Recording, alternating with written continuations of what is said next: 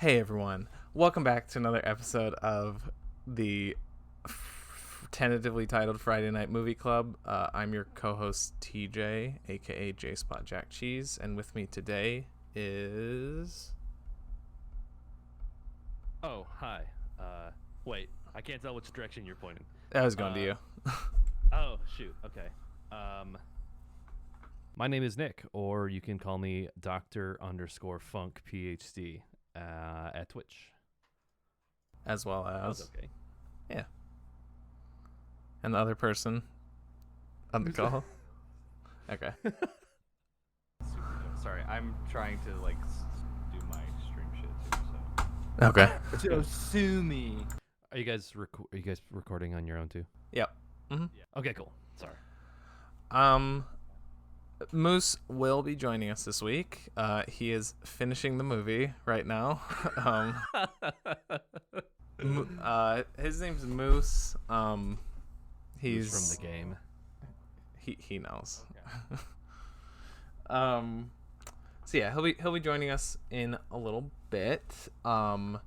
So we can talk about some movies. But first, we are currently trying to get in the process of getting this a little more formalized, get a more proper title for the show. So A little more polished. yeah, that's a good way to put it. So I have two potential names. Moose has quite a few that I'm not sure. What he said after it, I wasn't sure if he was saying that he got those were existing movie podcasts or if those were all ones that he just came up with, because that's impressive if he came up with all those. He's just rapid fire off the dome shooting them off. So I'll do my two, and I can only claim one because Kalia came up with one of them. Okay. And then we'll do your guys's, and then if Moose is on, he can read off all of his. But if not, we'll do his last, since there's just so many. So one that I had that I don't even count because I actually came up with it for a sort of podcast that I had sort of brainstormed. It never actually got recorded or anything, but it was just kind of oh, hey, it'd be cool to do a podcast. So it was also a movie podcast, but a little bit more focused, a little more centralized of an idea than this. And it's not that bad. That's the title. Ooh, okay. It's I'm not super strong on it. And then the one that Kalia came up with was something along the lines of celluloid jams, or Caught in a Celluloid Jam, from science fiction double feature it's from Rocky Horror Picture Show. Oh, okay. So those are the two that okay, I'll say that one, but Cleo wants me to say because I was just racking my brain, and I just nothing was coming to me except for shit Film Boys. That was the line that my brain was on, was this these I'm okay with having a silly title, but that's just so effortless, in a bad way, effortless. It's very makes me think of Carboys or something along those lines. Yeah. It's just very I don't know. Movie dudes. Yeah. That's all I could think of was four guys talk about movies. It's shit like that. How about Hot Tub Movie Crew? Well, if we go Hot Tub Movie Machine. Yeah, I was gonna say. I mean, the time machine almost kind of does work because we're watching movies from. What if we just all call it the eras? What if we just call it Hot Tub Time Machine, just with no change? So Hot Time Tub Machine. Yeah. Oh, James is out is good. Yeah.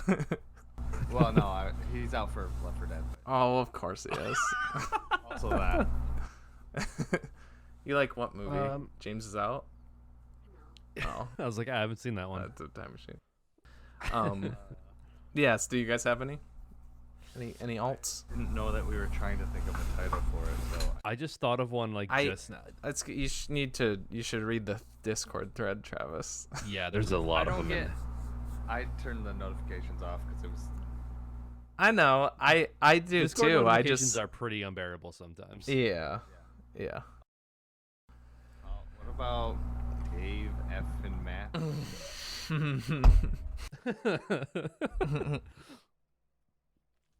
Well, it's hard to not think of them in terms of like movie puns, which I'm totally okay with.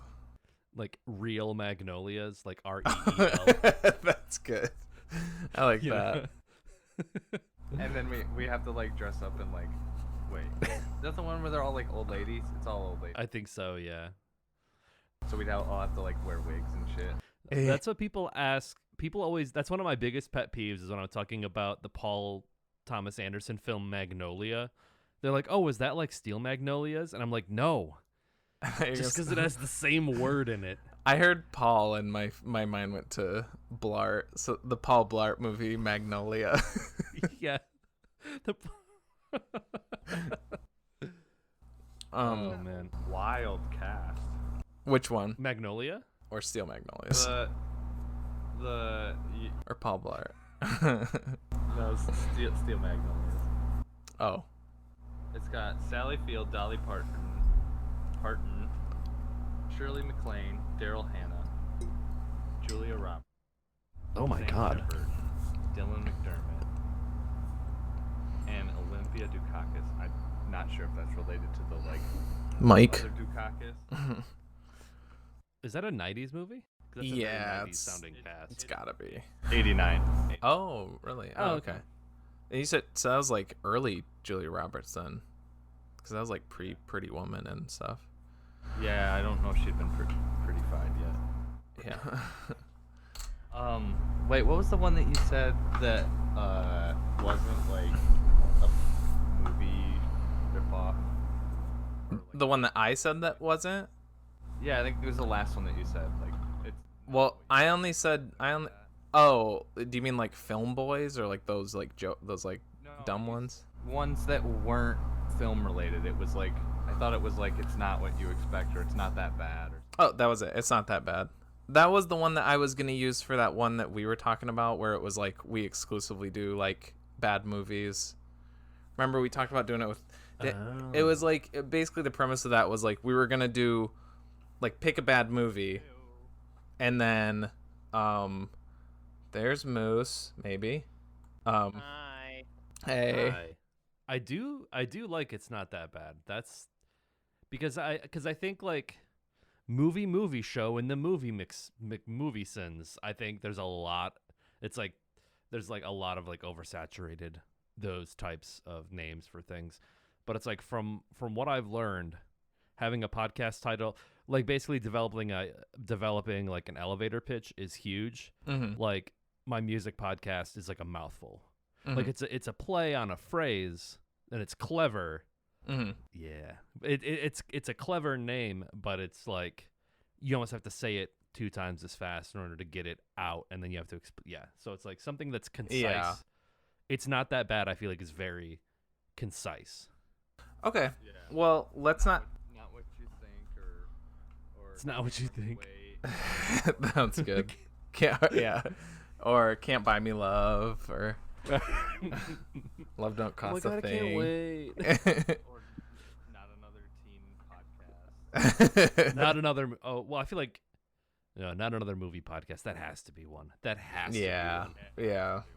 Yeah, I didn't even bother suggesting that because I figured If us it was 4 guaranteed they dipshits didn't thought of it, Who the fuck someone would? else certainly Yeah, has. right. Yeah.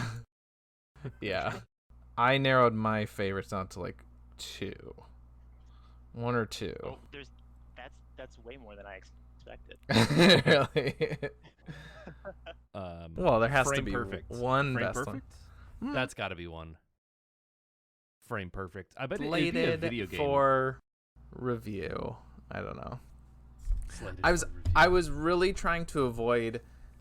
I didn't want anything that like limits like I didn't want to do like 4 dudes talk about movies, because I didn't want it to be like, okay, so it has to be like, it just like I don't like it like anytime we're like missing a person or if we have like a guest on, and that just like throws off that even if it is just like for an episode or whatever. I don't like restricting us in that way. Yeah. So, I just went to businessnamegenerator.com. Okay. Here's, you want some of the names? Yes, please hit me with them. Okay.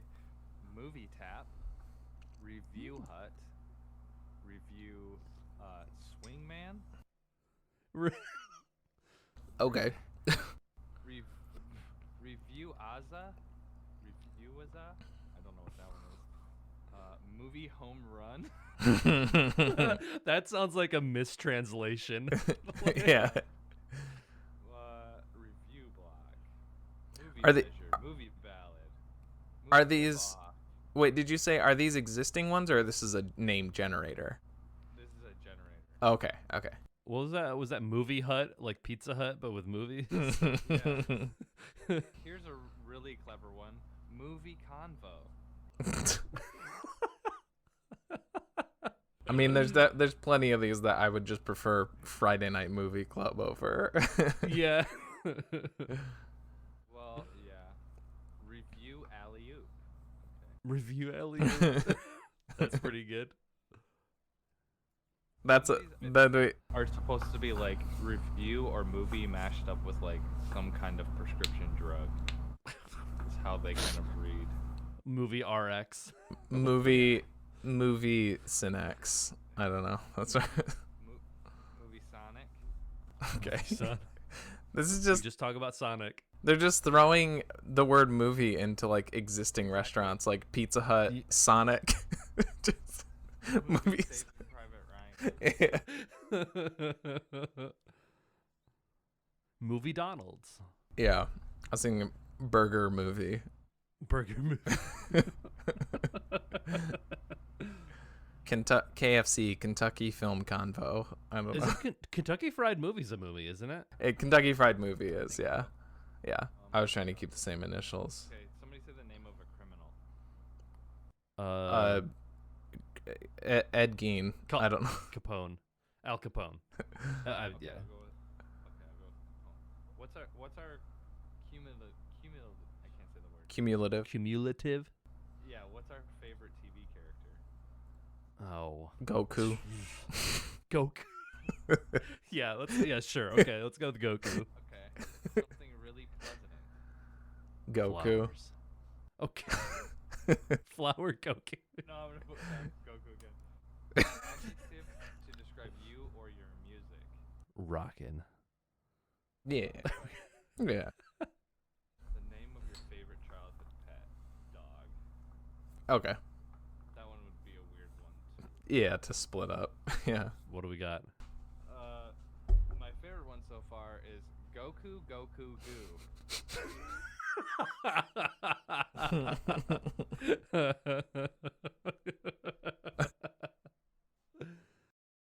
Okay, here's another good one. Gapper Goku.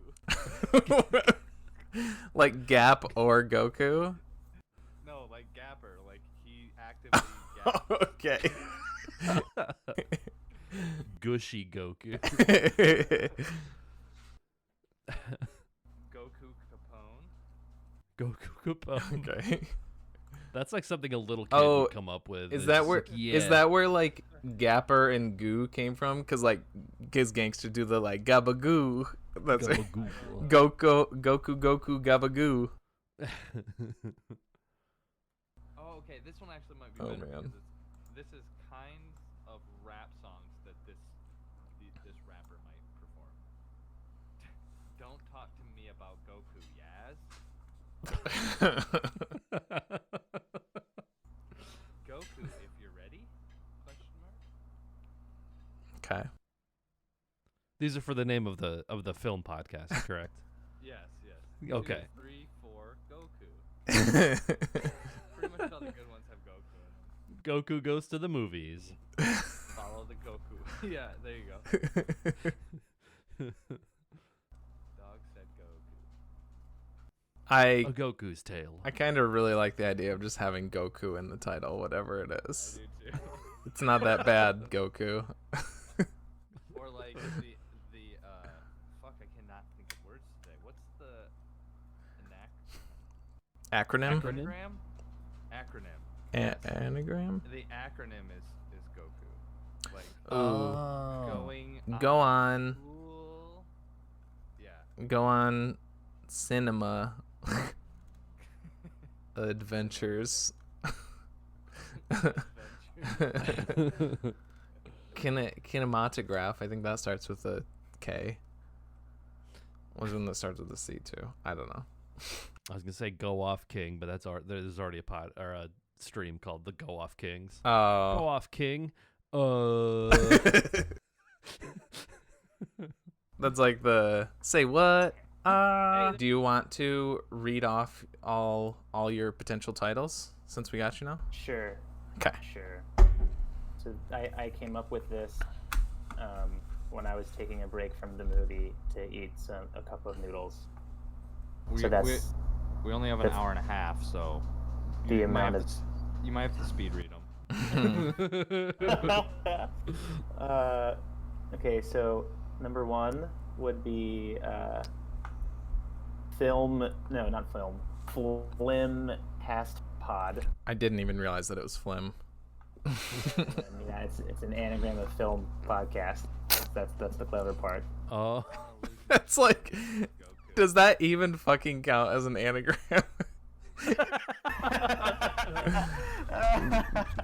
Flim. So let's move along to the next one. I mean, you could have gone with MILF Cast Pod, but I feel like that kind of. Hey, that would It kind of narrows down the options real of platforms you Magnolias. can have on. Yeah. Real Magno. Real Magnolias n- MILFcast. Yeah. Next would be Moving Along. Okay. Okay. We already discussed four dudes talking about movies. Mm. Yeah. This is a personal favorite. Thin Film Thick Booty. That's one of my favorites. I don't think I can be in the podcast. I definitely do not have a thick booty. There's the more direct We Like Movies, Please Like Us. That was my other favorite one. Those are my two favorites. I think We Like Movies is either a YouTube show or something. I feel like I've heard We Like Movies before. That sounds familiar. We could just do Please Like Us then. Please like us. Please Like Us. Let's steal the name of a different, like, successful podcast, like My Favorite Murder, but then just put Please Like Us. Oh. Okay. Kalia just said I had to show you what shutter speed was.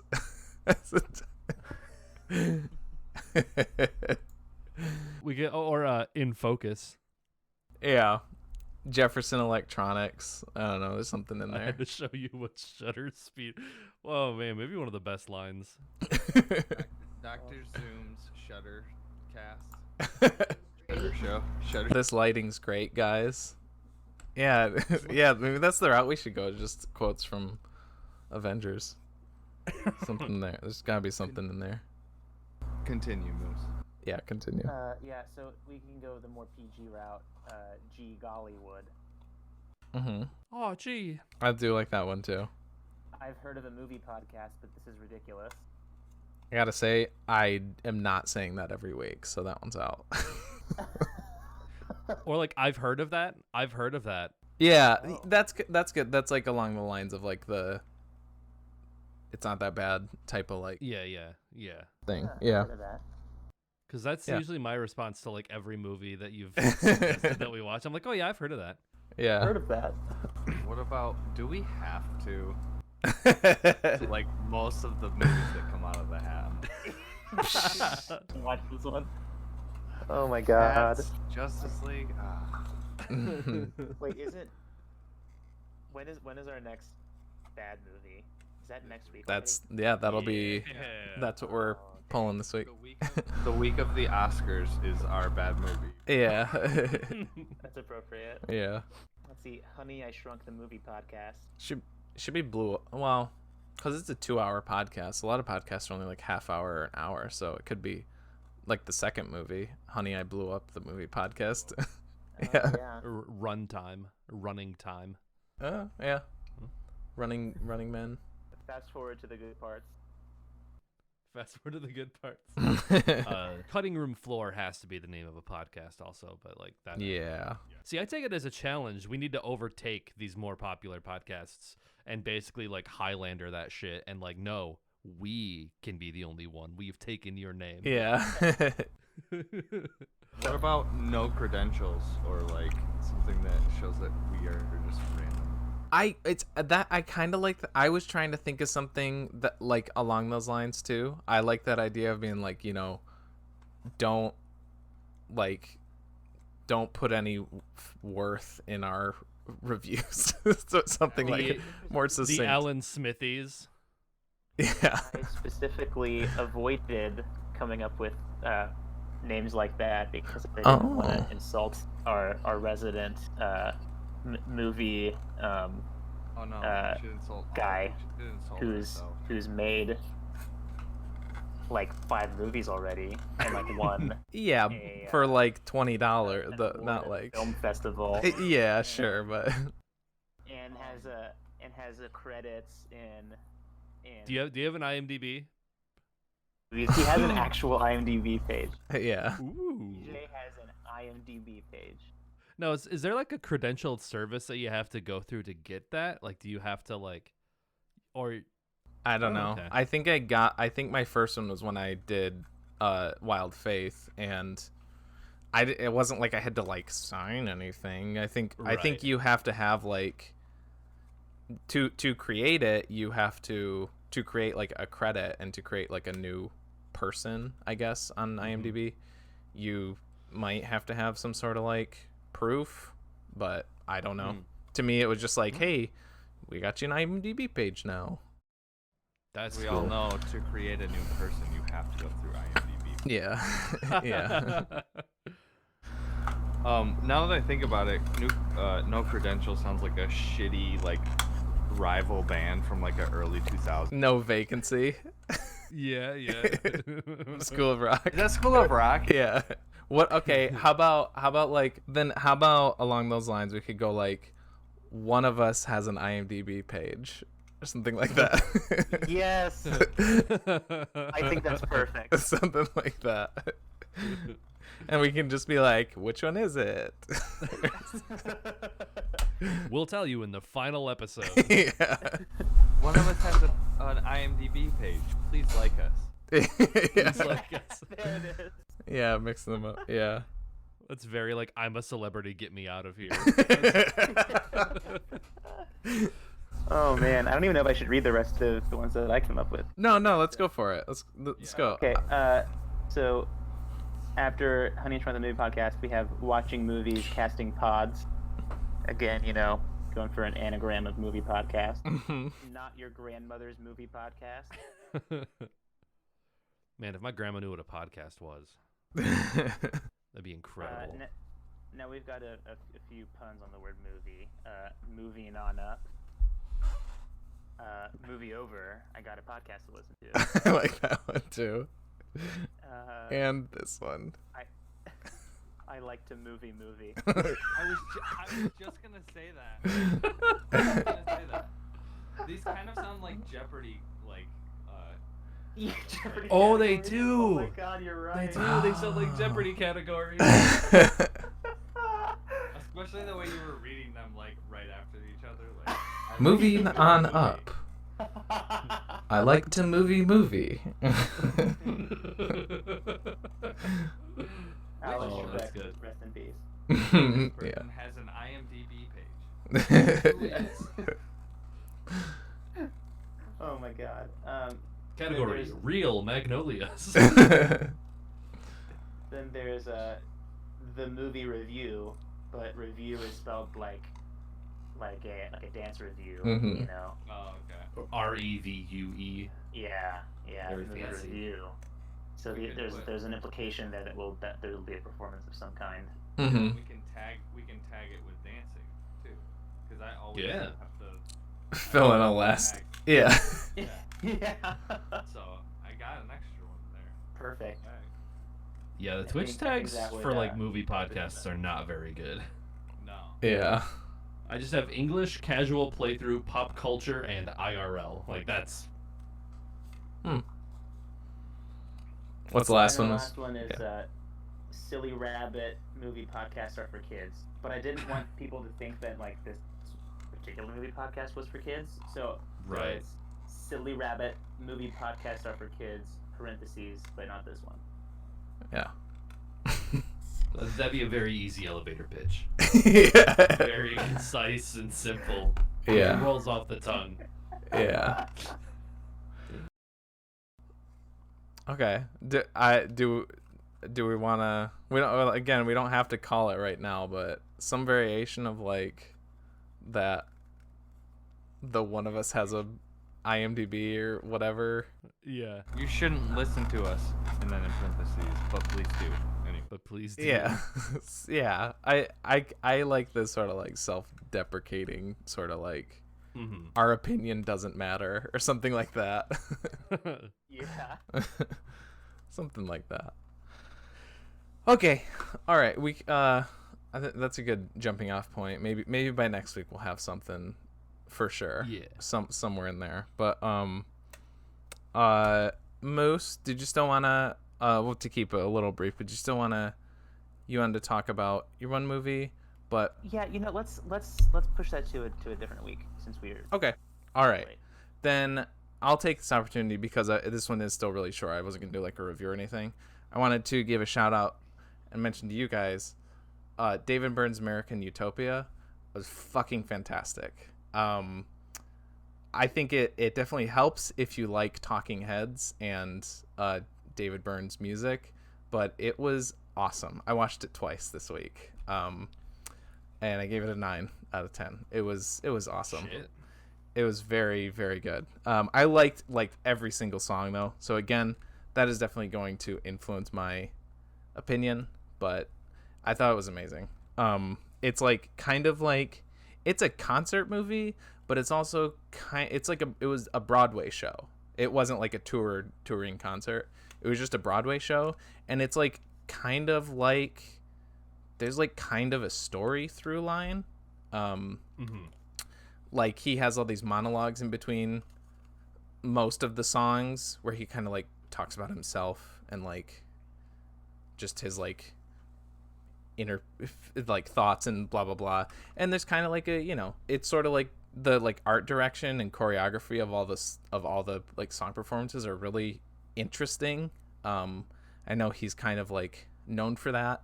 I haven't seen Stop Making Sense, but I know that's a pretty well-known concert movie as well.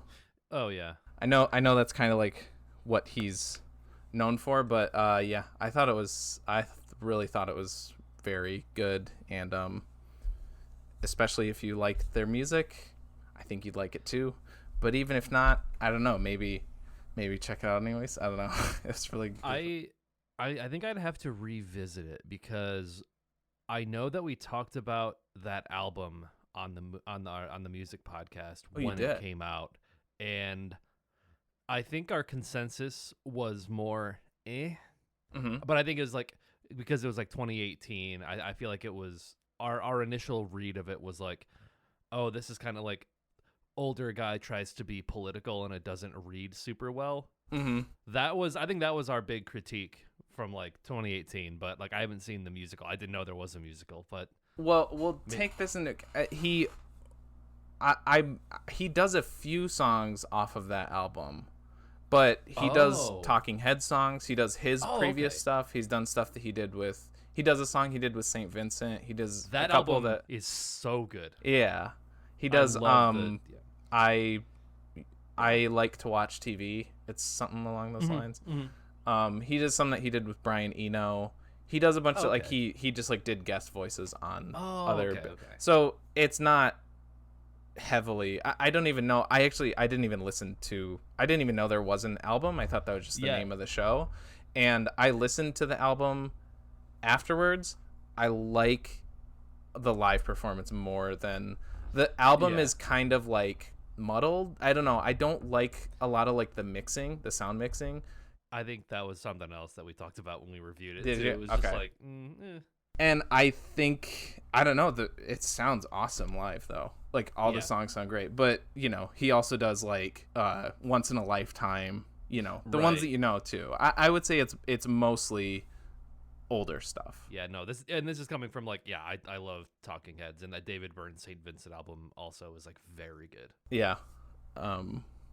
Yeah, there is some bits where like, and I do get a little like wary to that when it's like super forced political stuff. And there's a little bit of that. Like I think this came out like right before the election. And there's a bit where he's like saying like, this is the percentage of people who voted in the last election. Oh, okay. Okay. Okay. It's not like too bad, but there's a little bit of me that's like, I do always question like, not that I don't think that like that's something he believes in, but when it's like really like I can't tell if it's like forced in or if like Platitude-y. yeah, it's hard to tell sometimes. Podcast platitude. Platitude, Yeah. Dudes with platitude. I don't know. But yeah, other than that, that's all I want to mention. Really good music, really good performances. I gave it a 9 just for like a couple little things. Partly the political stuff, like yeah, and also there's one person in the band who I can't stand. Everyone else I really enjoy watching, but there's one person I can't stand. And also because I think I said this before, I kind of reserve 10s for like, I don't know. It's got to be something really special. Yeah. It's the same reason I haven't given any of the movies we watched yet ones, like Justice League or Cats, because I'm like, okay, but it feels like a statement to do a 1 or a 10. So, Yeah. but it was a very, very enjoyable movie to watch. I've only got 2 quick things. One, there's a release date set for Paul Thomas Anderson's new movie. I think it's coming out like December 22nd, or I think it might have like a limited release around Thanksgiving. I don't know. I guess I'll be the resident Paul Thomas Anderson fanatic, but I'm really excited for his new movie. I think Bradley Cooper is in it.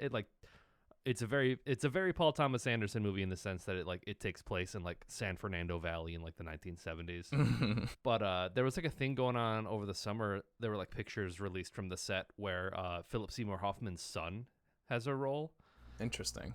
And his son looks alarmingly. I mean, it's his son, Weird. but just like Yeah. seeing the pictures, it almost like you're like brings a tear to your eye. 'Cause Philip Seymour Hoffman. And then the other thing, I don't know why this is a thing that exists, but apparently there's like a Parasite miniseries coming out, Yeah, I heard about that. and I don't people know how I were feel like about kind it. of people were making fun of it on Twitter because they were like, because it's like a new miniseries on HBO taking place in the universe of Parasite, and it's like, what universe? Like South Korea? Yeah. Like what universe are you talking? South Korea's cinematic universe. Yeah. The SKCU. Yeah. That's our movie podcast name. But I guess it's being helmed by Adam McKay. The He did okay. Step Brothers, but I know He's Adam done- McKay because he's also done political stuff. Like I think Yeah. he did the Wall Street movie. He did more recently he did The Big Short and Vice. The Big Short. And I'm Yeah. pretty sure he's the one behind Succession on HBO, which is pretty good. I don't love it as much as some people do, but it's pretty good. I haven't Yeah. finished the most recent season, but it's good. It's not Yeah. I don't like as much as I like Parasite, but Well, but it's just, I guess it's weird to. Parasite is a very good like self-contained story, so I don't know.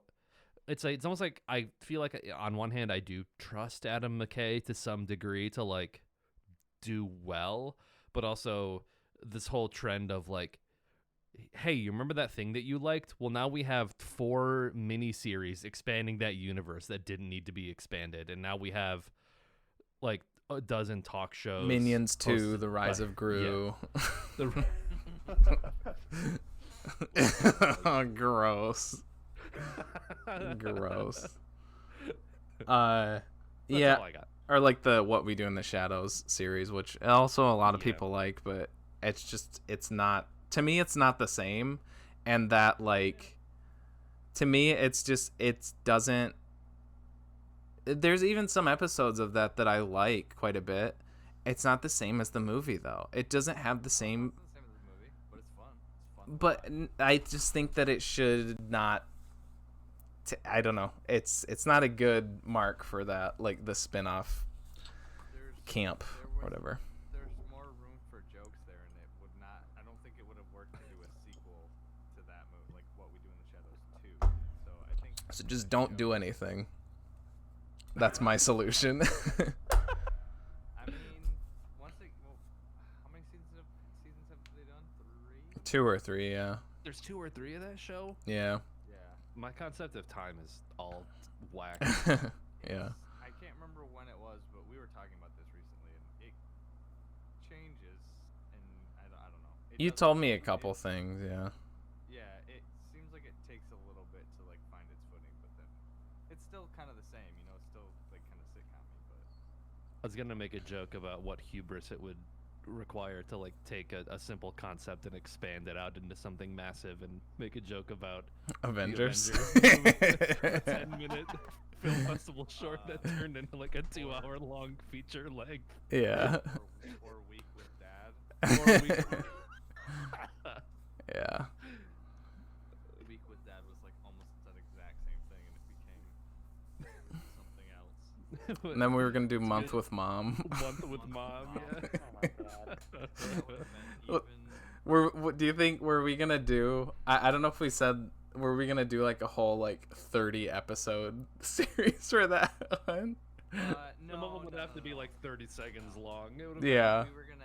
Yeah, we wouldn't have had. I think it was still gonna be like one per 7. weekend.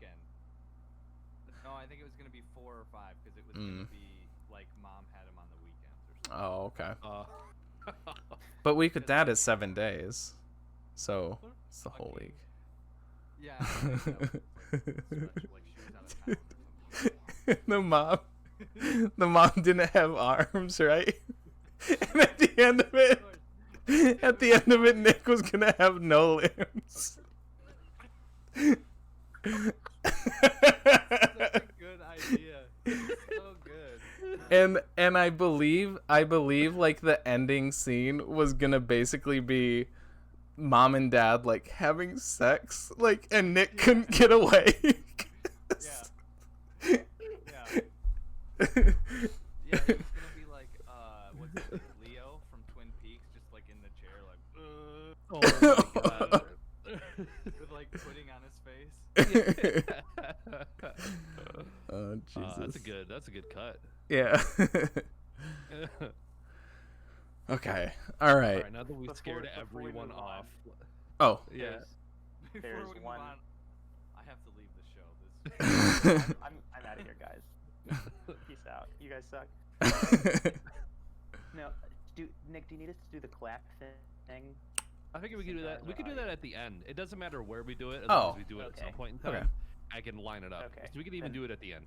That could be the end Yeah, of the I'm gonna show. let you be the one Yeah. who has to remember that. Okay. 'Cause I'm not gonna remember that. Yeah. And then the second thing is, I googled it, and I Like to Movie is a podcast, an active movie podcast since 2013. Damn.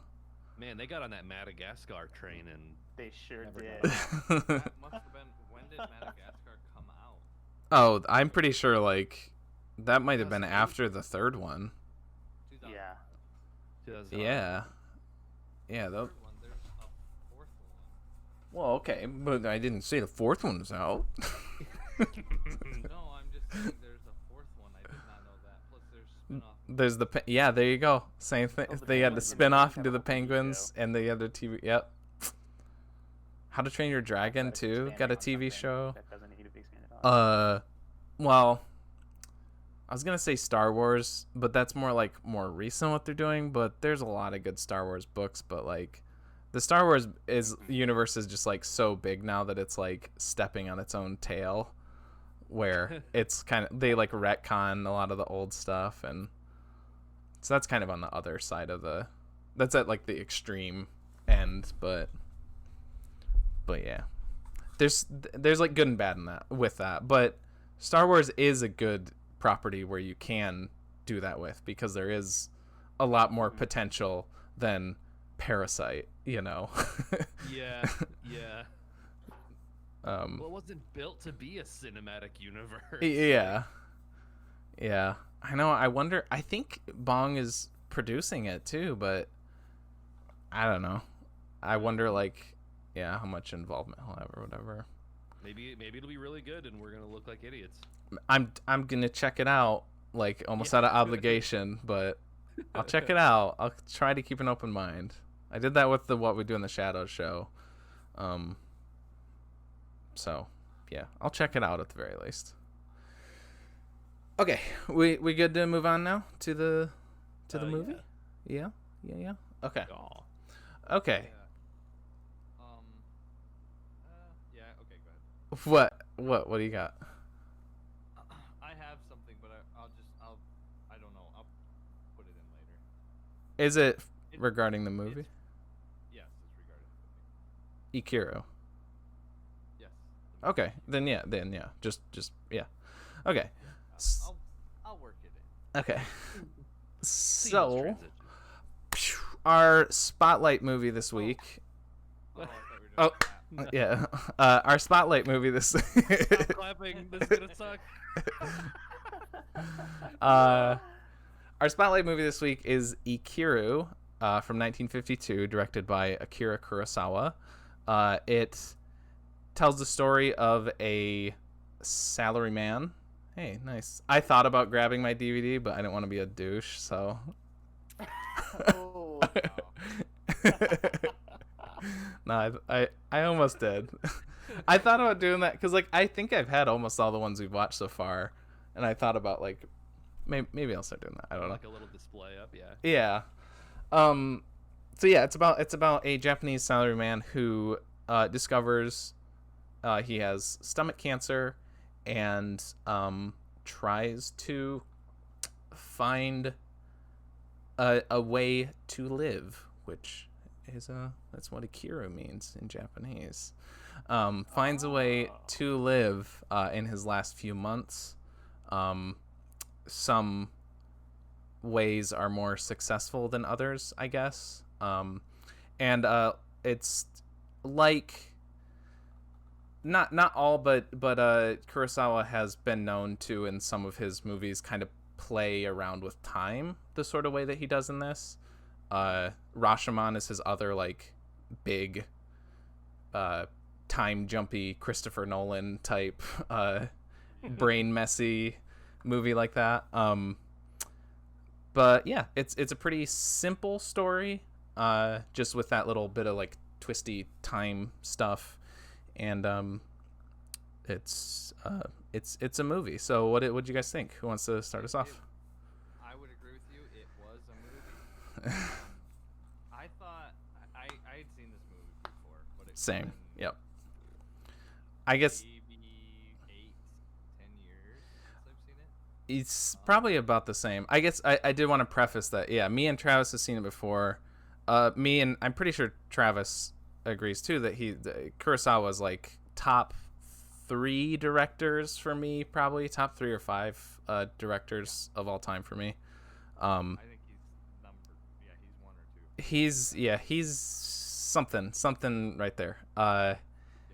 And I see the faces that they're making over there, but Because I haven't. This is like the first one of his that I've. okay. Again, I've heard of that. This is the first Kurosawa movie that I've ever seen. Right. So it's like the okay. only reason he's not that high on my list is because I just frankly haven't seen Mhm. any of his other stuff. So I mean, I've been around since these. I saw these in the theater. I'm that old. Yeah. did you also see that movie where there was a train coming and you got scared because you thought Yeah, it the was Great a Train real Robbery. train? Yeah. No, I wasn't chicken shit. I had my concealed carry with me, so I was ready to shoot. You conceal carry blunderbuss and shoot this. Yeah. Yeah, I forgot what I was saying, but Yeah, sorry. yeah, I guess I forgot, like, how much I liked this movie. In fact, there was some quotes in this that I was like, oh fuck yeah, I love that quote. So much that it was on like my MySpace page, like. Oh, like which ones? Oh, nice. Well, the one where he's talking to the writer, the first guy Mhm. that he like says that he has stomach cancer too, and he's Yeah. like, oh, you have to be greedy about living, otherwise you desecrate God's gift. I was like, man, that's so fucking good. Mm-hmm. Oh, I know what I was gonna say before was I thought the whole like idea behind this plot of like this guy who just like goes to work and is just like not like living a fulfilling life. He's just Mhm. like, grinding. Mhm. I hate that I just said that, but he's just like grinding away. It's in that it YouTube seems grind. Like such a like millennial like storyline, but like Yeah. I had the same kind of thought. It's one of those. It's like it's been done a million times. Well, that's Since kinda why it then. transcends, you know, yeah. that's why it. exactly. Yeah. Yeah. And that's the whole thing about Kurosawa is maybe not his specific movies transcend, but like the storylines and the things that he kind of like created or began. Mm-hmm. Those things carried over through movies that Mhm. we today. Mhm. Yeah. Okay. Somebody else. Yeah. Next. I'll hop on. I also really enjoyed it. I read the back of the Criterion, and I don't think I was expecting to see what I saw. Mm-hmm. I don't know. Once you actually see it, one thing I noticed was like for a film in 1952, it is so gorgeously shot. That was something. Camera work, Yes. That was something I wanted to touch on once you guys are done. But some of those yeah, go scenes with like Watanabe, where it's like the way that they do shadows, dude, like it's oh man, it is so good. okay, I'm just gonna say. Oh no, finish your thought then. I I just want to add on. No, overall, I really enjoyed it. Have you read the inserts from the Criterion? I have. I don't know if we have. I don't have the same here. I guess I am gonna grab mine no. and show you. Ours is like it's called like the Essential Art House. Oh. It's like this basic version. Oh, okay, because I guess I can wait for TJ to get back before I say this. What is the Criterion? What are you talking about? So the Criterion Collection it's like a company that produces like very It's- boutique. This is what mine looks like. They kind of curate this. Ours is we got the old one because we're like actual fans who liked him before he was on a movie okay. podcast. Oh, So okay. it's the Janus Films Essential Art House, but it was like it's through the Criterion Collection still. Basically, yeah. Basically, Criterion they catalog important films and like put out really nice restorations, like 4K restorations, and a lot of the times they come with really cool, insightful like artwork or interviews or essays, essentially. Yeah. But I don't know. I after I watched the flip books, yeah. Huh? True. Do you have one that has a flip book? Not a flip book, but it like the Seven Samurai one. Yeah. that This we talked about that's like a Oh. book. Yeah. Oh yeah. I think my favorite might be the Doctor Strangelove Criterion because it comes with the little like books of Russian phrases. Oh, does it really? Oh yeah. That's Yeah. awesome. But yeah, so like there's a couple essays that I kind of read as I was reflecting on the film, and An hour ago. An hour ago, yes, as I was pondering. But one of the essays talks about like, cause like the film. It was funny because even Moose in the Discord was just like, wait, the dude dies and there's still another third of the movie to go? Yeah. But it's like the essay was basically talking about how like there's like what Watanabe actually did when he realized he had stomach cancer, and then like the idealized version that like all of his coworkers had of him after he had stomach cancer. And like I don't know, that dichotomy is like really interesting. It's like what he did versus like what people think that he did. And again, that I did not expect the ending to be like as thought-provoking and like cautiously optimistic or very much a bummer, depending on, I guess, And like all of the its above, position. kind of. And Yeah. real, like it's realistic that like all those guys are like, yeah, I'm gonna change, I'm gonna be so much It felt better on so, yeah. and then only the one guy, like that to me is like so real and like Mhm. impactful to me. But he didn't even have the balls to follow through with it. Right. Only the one guy almost did it. But he And then he kind sat of back does. down. I think he's going to kind of.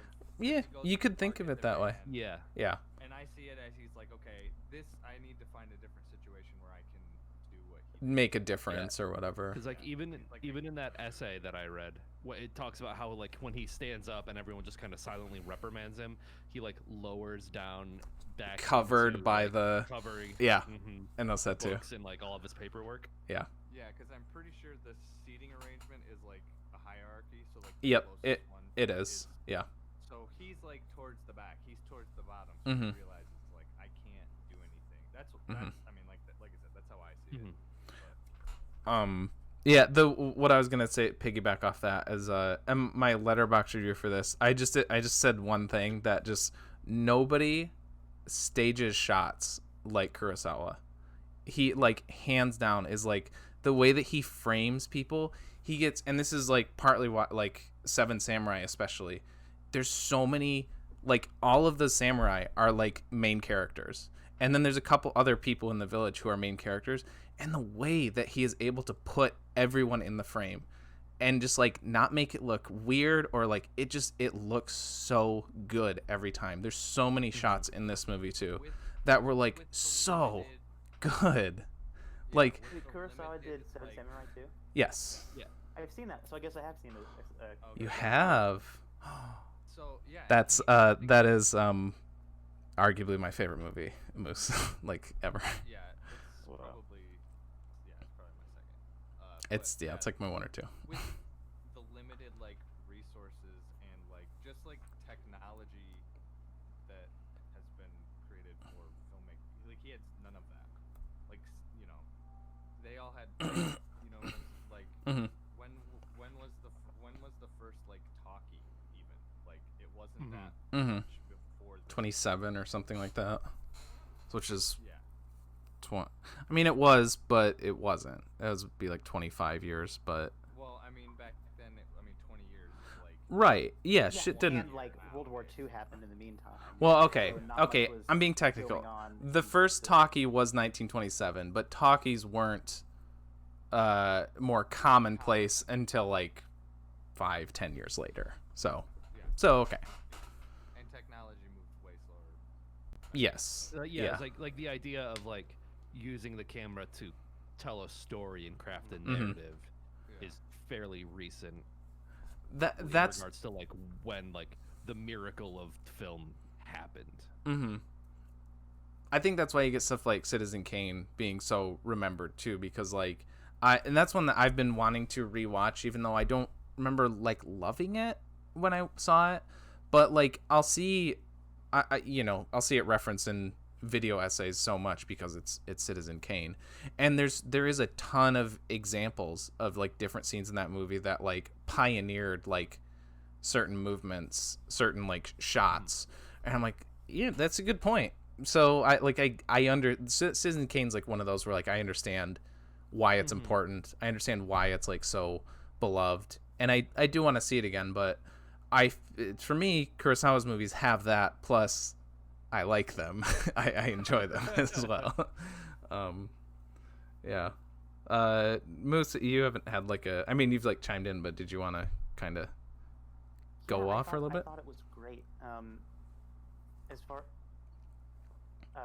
back to the framing conversation, there was one shot in particular that really caught my eye when he was talking to the guy he met at the bar, and Watanabe just dumps his food on the ground for the dog to eat, and then both of them turn to watch the dog eat, and then there's a shot where Watanabe's face is in the back watching the dog, and then the dude is up closer and his face is filling most of the frame. He's also watching the dog, and they watch the dog eat for a few seconds, and then the guy looks at Watanabe, and that just struck me as beautiful. You know, the way it was done, and I'm not gonna be all English teacher about it and go into all the symbolism and whatever that may or may not be there, but I thought it was cool that, like, they're having this conversation, and then they just stop for a while and watch the dog. Mm-hmm. The pausing. Yeah. Just it struck me. Yeah. Yeah. The framing and the lighting in that whole scene is also just Yeah. Totally. And then also like the end of that bit with the writer where they're like in the car, Watanabe gets out, and then the guy's like, "Where are you going?" or whatever, and then they get back in the car, and then Watanabe's like, I think he's like looking out the window with that like sad stone face that he has for a lot of the movie. And then like it like I don't remember if it pans or if he's just in the background, but the writer guy like behind him is like so distraught, like he's like, fuck, this is not what this guy needs. Like he's like, I'm not going to be able to like fix him, and I think he just feels like so bad about that. Like I feel like that guy was like trying to help, but it was like only at the very end there.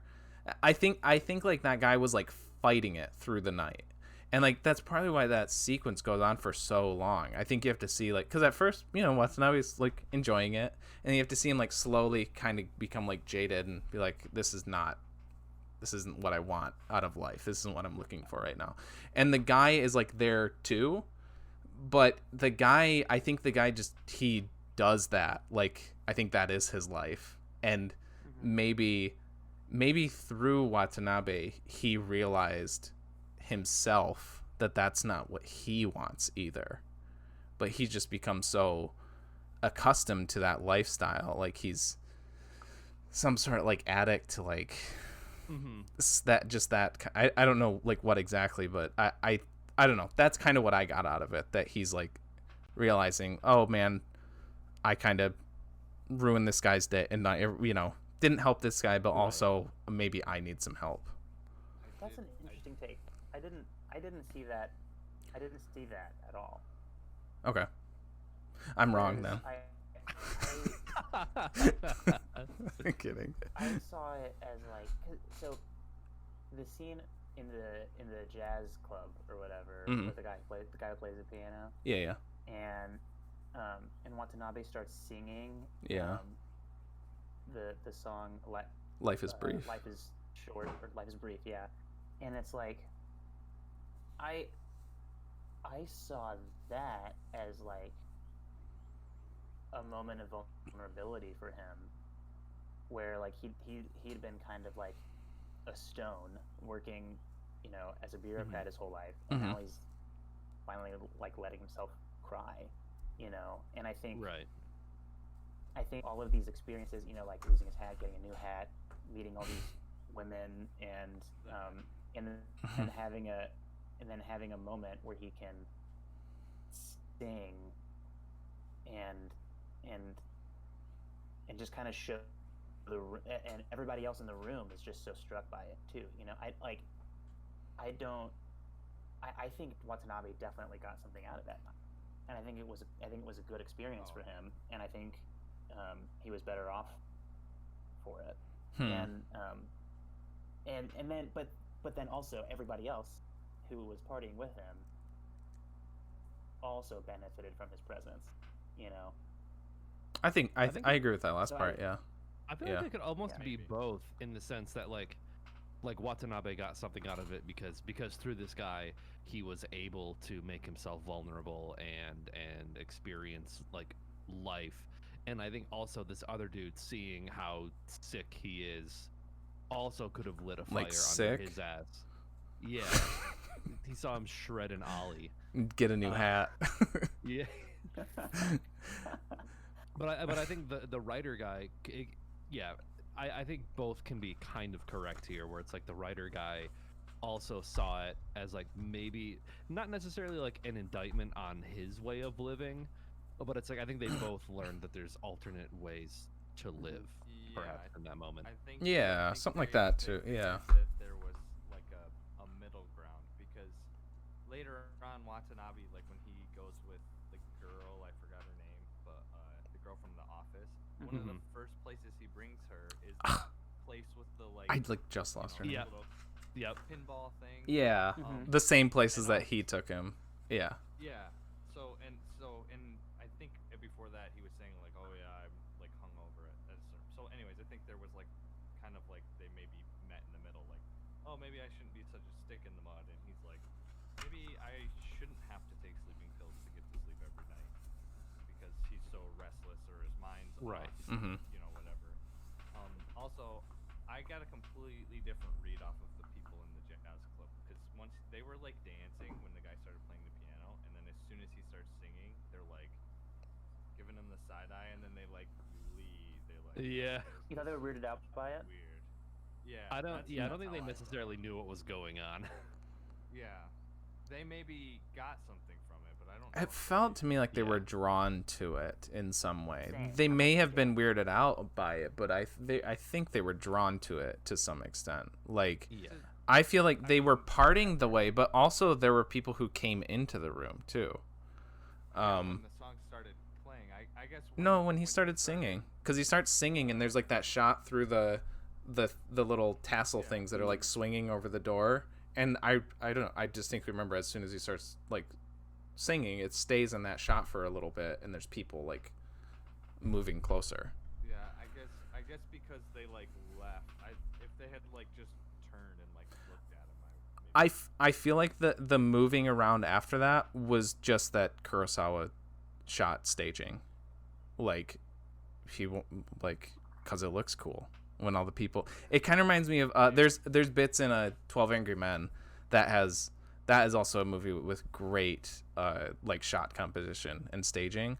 Like there's like one, I don't know, because it's 12 dudes and there's a lot of shots where like in one room, and yeah. make it interesting. Like yeah. I thought of And it 12 does. Angry Men at the funeral wake scene.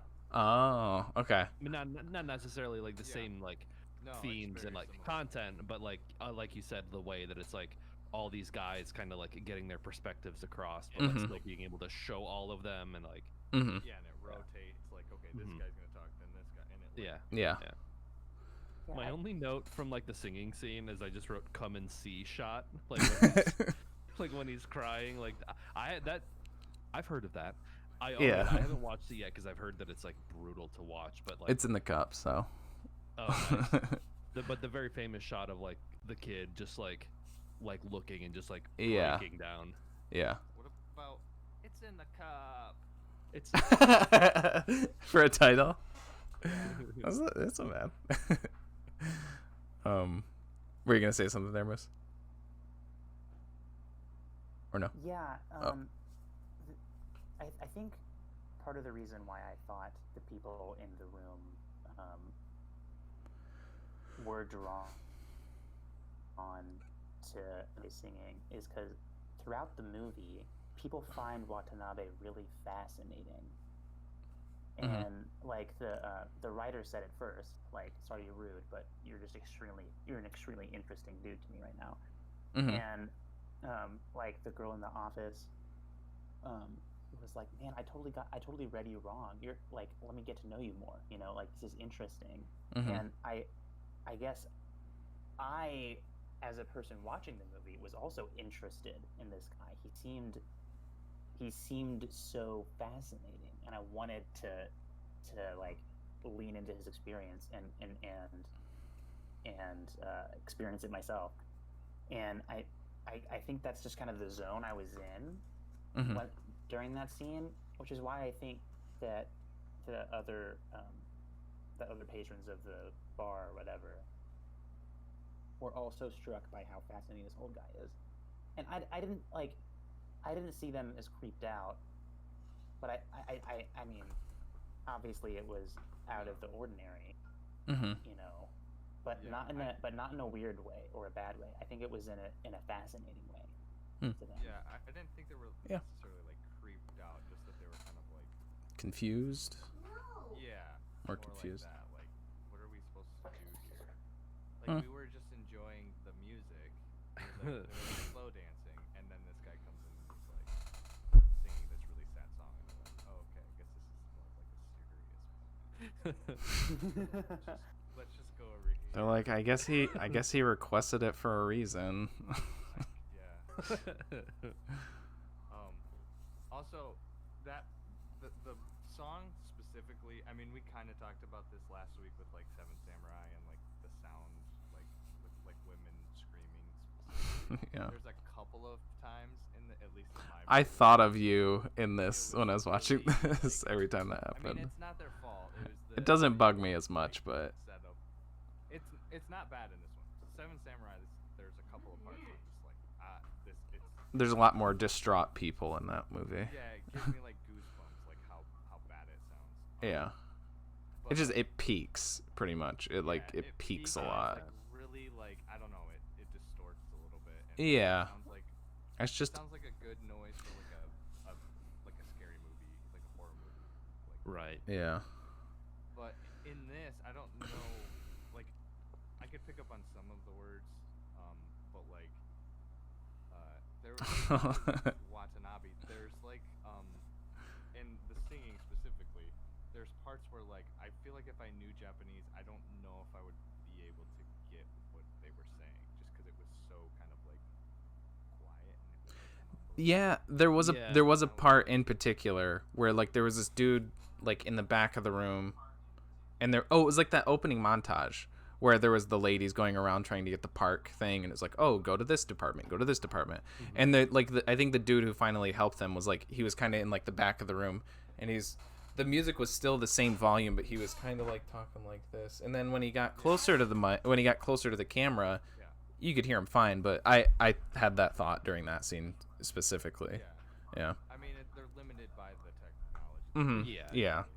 It wasn't that. I mean, just you could tell some of like the cuts and like mine had like film like grain and shit on it too. Like, Same. not Yeah, really, mine did but, too. like, it Ours wasn't probably bad. isn't as Yeah, it's restored not as yours. restored, Yeah. Yeah. It wasn't like super distracting. I think actually the beginning of the movie was probably the worst as far as like film distortion, like that shit. Same on mine too. I mean, I think you and me have the same.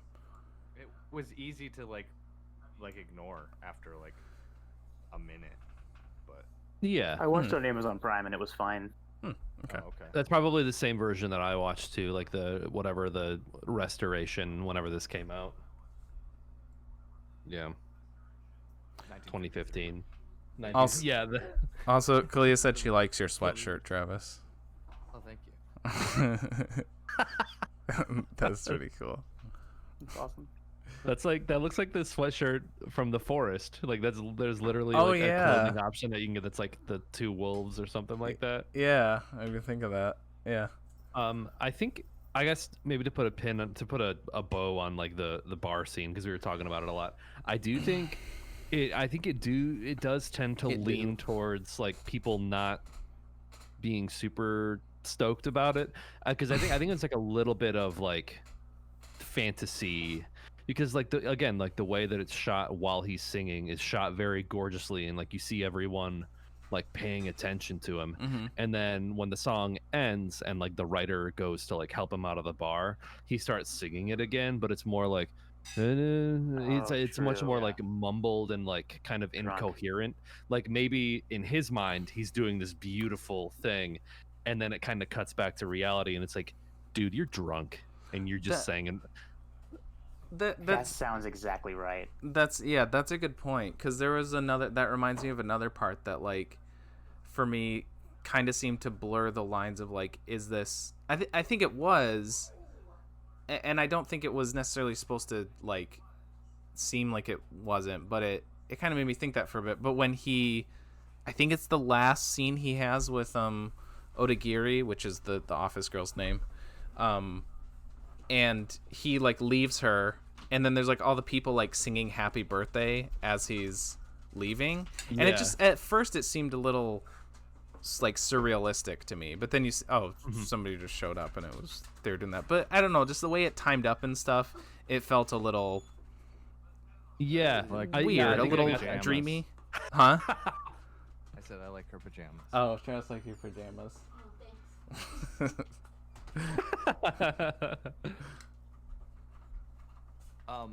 Yeah, you brought up the happy birthday thing, and I didn't notice this the first time I saw the movie. But it's right after that scene because it's like where he decides like, oh, like he figures out what he's going to do, like how he's going to feel fulfilled at the end of his life. The next scene when he's in the office again, they're still playing Happy Birthday in the background, which is like, to me, it's like this is the start. This is like his new birthday. Like he just was reborn, and now his new life has started. And I didn't notice that song the last. Did you read that in this? Because I'm pretty sure. Because that sounds familiar, and I think it was because I read this, and I think they say that in this too. I don't think I have one of those in mind. I could be wrong, but I don't think so. I didn't read that. I think that's right. It might have been on like online too. I don't remember. That's really interesting. Keep going. I'm gonna use the bathroom. I'll be right back. I kind of got like the end of A Christmas Carol vibes from that scene when he's like, you know, we can, if we put our mind to it, we can get the reports in today. You know, I'm gonna go survey the park site. You know, like.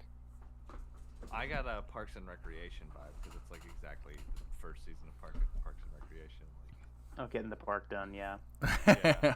It's like a pit, and it's all gross. Like literally a park, where like with Ebenezer Scrooge, like he had this like experience, you know, with the ghosts or whatever, and then he's like a changed man after. Yep. And I think it's interesting that, but like, with Watanabe, like his experience was like, you know, finding out he had stomach cancer, and like that's like the guys at the end, you know, who were talking about like, oh, he found out he had stomach cancer, that explains why he did all this stuff.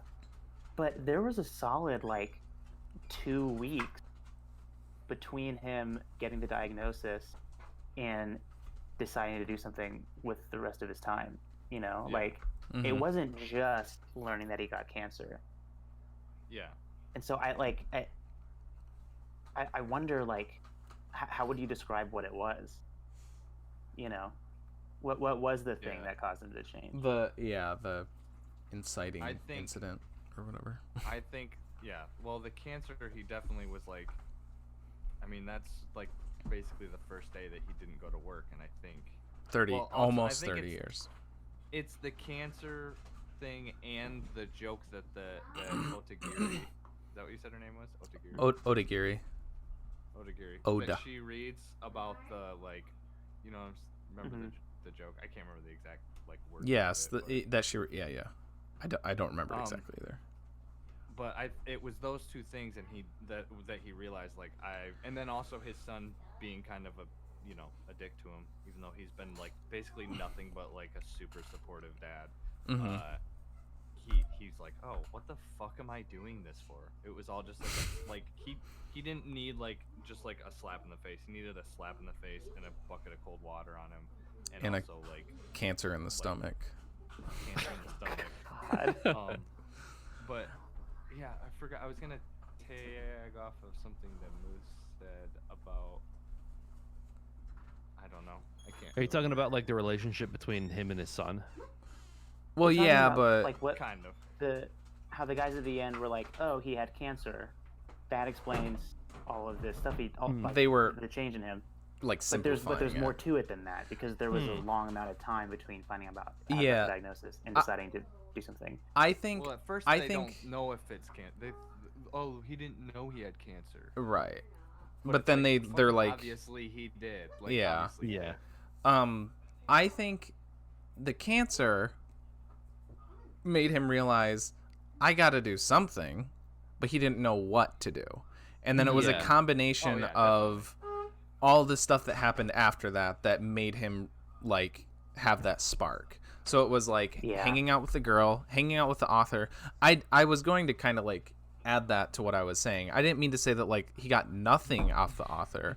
I think that helped him kind of sort of narrow in more like what he was going for. He's like, okay, not quite this, but like that did kind of like put a pep in my step, but I need to kind of go like take the like another fork in the path off of this. And then maybe I need to like connect with my son, and then oh, that's not working. Okay, maybe I just need to find someone to connect to, and then he finds the girl, Right. and then Yeah. And the girl kind of like the funny thing is that he sees it in the girl, but the girl doesn't even see it in herself. In fact, when he's asking her like, how do For I the be show? like you, she's like, Oh. fuck are you talking about? She's all like, what are you're Yeah. freaking me out. And then she just like kind of is like, oh, I just like she's like a factory worker or something. Mhm. Like, she goes to Yeah. work in a yeah, factory. just start working. She's making like, I eat and toys. sleep. She's like, Yeah. Yeah. Exactly. But like she makes these little toy bunnies that makes her feel like she's playing with every child in Japan. Mhm. So like she's not even aware that like it's just like her attitude and who she is Mhm. and how she like interprets like her situation. It's is other- That's a Yeah. good point. what makes her like feel fulfilled, because it's all about her attitude as opposed to like yeah. like the That's a outward really things good point. coming at her. Mhm. I think the other thing he kind of extrapolates from that is also like the scale at which he thinks he needs to do something. Like it doesn't have to be grandiose. Like because like at the end of the day, he got a park built, Mm-hmm. Mhm. right? Which it's Yeah. like, yeah, you built a park. You work Mhm. for the Gets to parks play department. with You got every- yeah. right, but it's like the way that he did it, and the fact that like he's like no, because I really liked at the very beginning the way that it talked about like kind of like what you were saying, Travis. I wish I would have written it down, but the way that he's I talking don't about think I like said that. Wait, what? 'Cause he so, burped. some of the quotes You are just like so good. Like at the very beginning when they're talking about like the needlessness of bureaucracy or something like that, like Oh, how yeah. it's just like they're spending all day and doing nothing, Yeah. and it's just like they That's talk. how I felt the last time I had to call my internet service provider. Yeah. I talked Yeah. to a dozen people before my internet was fixed. No, it's like Yep. even from my own personal experience, like I worked in a kitchen for like 5 years where it's like balls to the wall insane. You got time to lean, you got time to clean. And then I took an internship in the marketing department and switched from like busy kitchen to sitting at an office 9 to 5. And I was sitting at my computer and I'm just like, what am I doing? Like I felt like the biggest fake because like I was just sitting there and I didn't feel like I was producing anything, but Yeah. no one was like scolding me. I listened to the entirety of the Adventure Zone balance like on the clock over the course of like 3 months, but it's like That's capitalism, baby. yeah. I mean, Your I hands took aren't that, bloody, you're not contributing to society. but kind of to get back to what I guess my original point is, like I think through that conversation with her he learned that like doing something mundane but with passion was enough to make him feel like he was actually like it's like small things to make him feel like Yeah. he's like doing something bigger than himself. It's all about your own attitude and how you Mm-hmm. you throughput stuff that comes to you and how you handle it and how you react to it. Yeah, and also I think the fact that it is just a park also serves the movie's like themes and kind of Kurosawa's themes in general, because he's often kind of critical of like bureaucracy and like the sort of like Japanese, like modern Japanese lifestyle and like the off, like what we were talking about. My first note was Comrade Kurosawa. Yeah. That yeah, like it is just a park, but like that's like it's that difficult It's to something just tangible. to just make just a park. Mhm. It feels like so much more of an achievement because of how just frustrating and tedious Yeah. that if you work want a is. trash can emptied, it'll take enough paperwork to fill another Oh trash yeah, can. yeah, yeah. That's a great line. That's Is that in this movie? Did I miss that? yeah. Yeah. That's in this Oh. movie. See, Yeah, it's one of the guys exactly. at the In wake the says it. funeral scene, yeah. And Oh. also the thing about like, oh, it's just a park. Again, that goes back to like the attitude is like his attitude towards the park, and the obviously the women that go to like ask for the park. To Mhm. them, it's much more than a park, because Mhm. it's like to them, it's he spent the remainder of his life like as much all of his energy went to this self-sacrificial like attempt to like make other people happy essentially. Yeah. Yeah, I think my last note is a quote from that. I think the drunken wake. Doing anything is considered radical. Like when they're like kind of reflecting on like their jobs and like how, you know, the fact that they every time there's a problem they push it to someone else who pushes it to someone else who pushes it to someone else who eventually just puts a rejected stamp on it. You know, they're like, yeah, it's like this realization. It's kind of like drunken clarity at the end of the movie when they're all just like, yeah, our jobs are horseshit and everything we do is counterintuitive and we're all gonna, it's like, you know, I'm gonna sober up tomorrow, like that sort of, and then, you know, that's that sort Or of maybe like the next bittersweet, day. semi-optimistic ending where it's like they don't change any because it's hard. It's really hard to live. Yeah, it's very real, but still satisfying of an ending, I thought. That's really slimy yet This is- satisfying. this He whole. doesn't. It's, Nice. Go ahead. This whole It was conversation not is nice. really is really interesting to me, because like so like we're talking about how the theme is all about like, you know,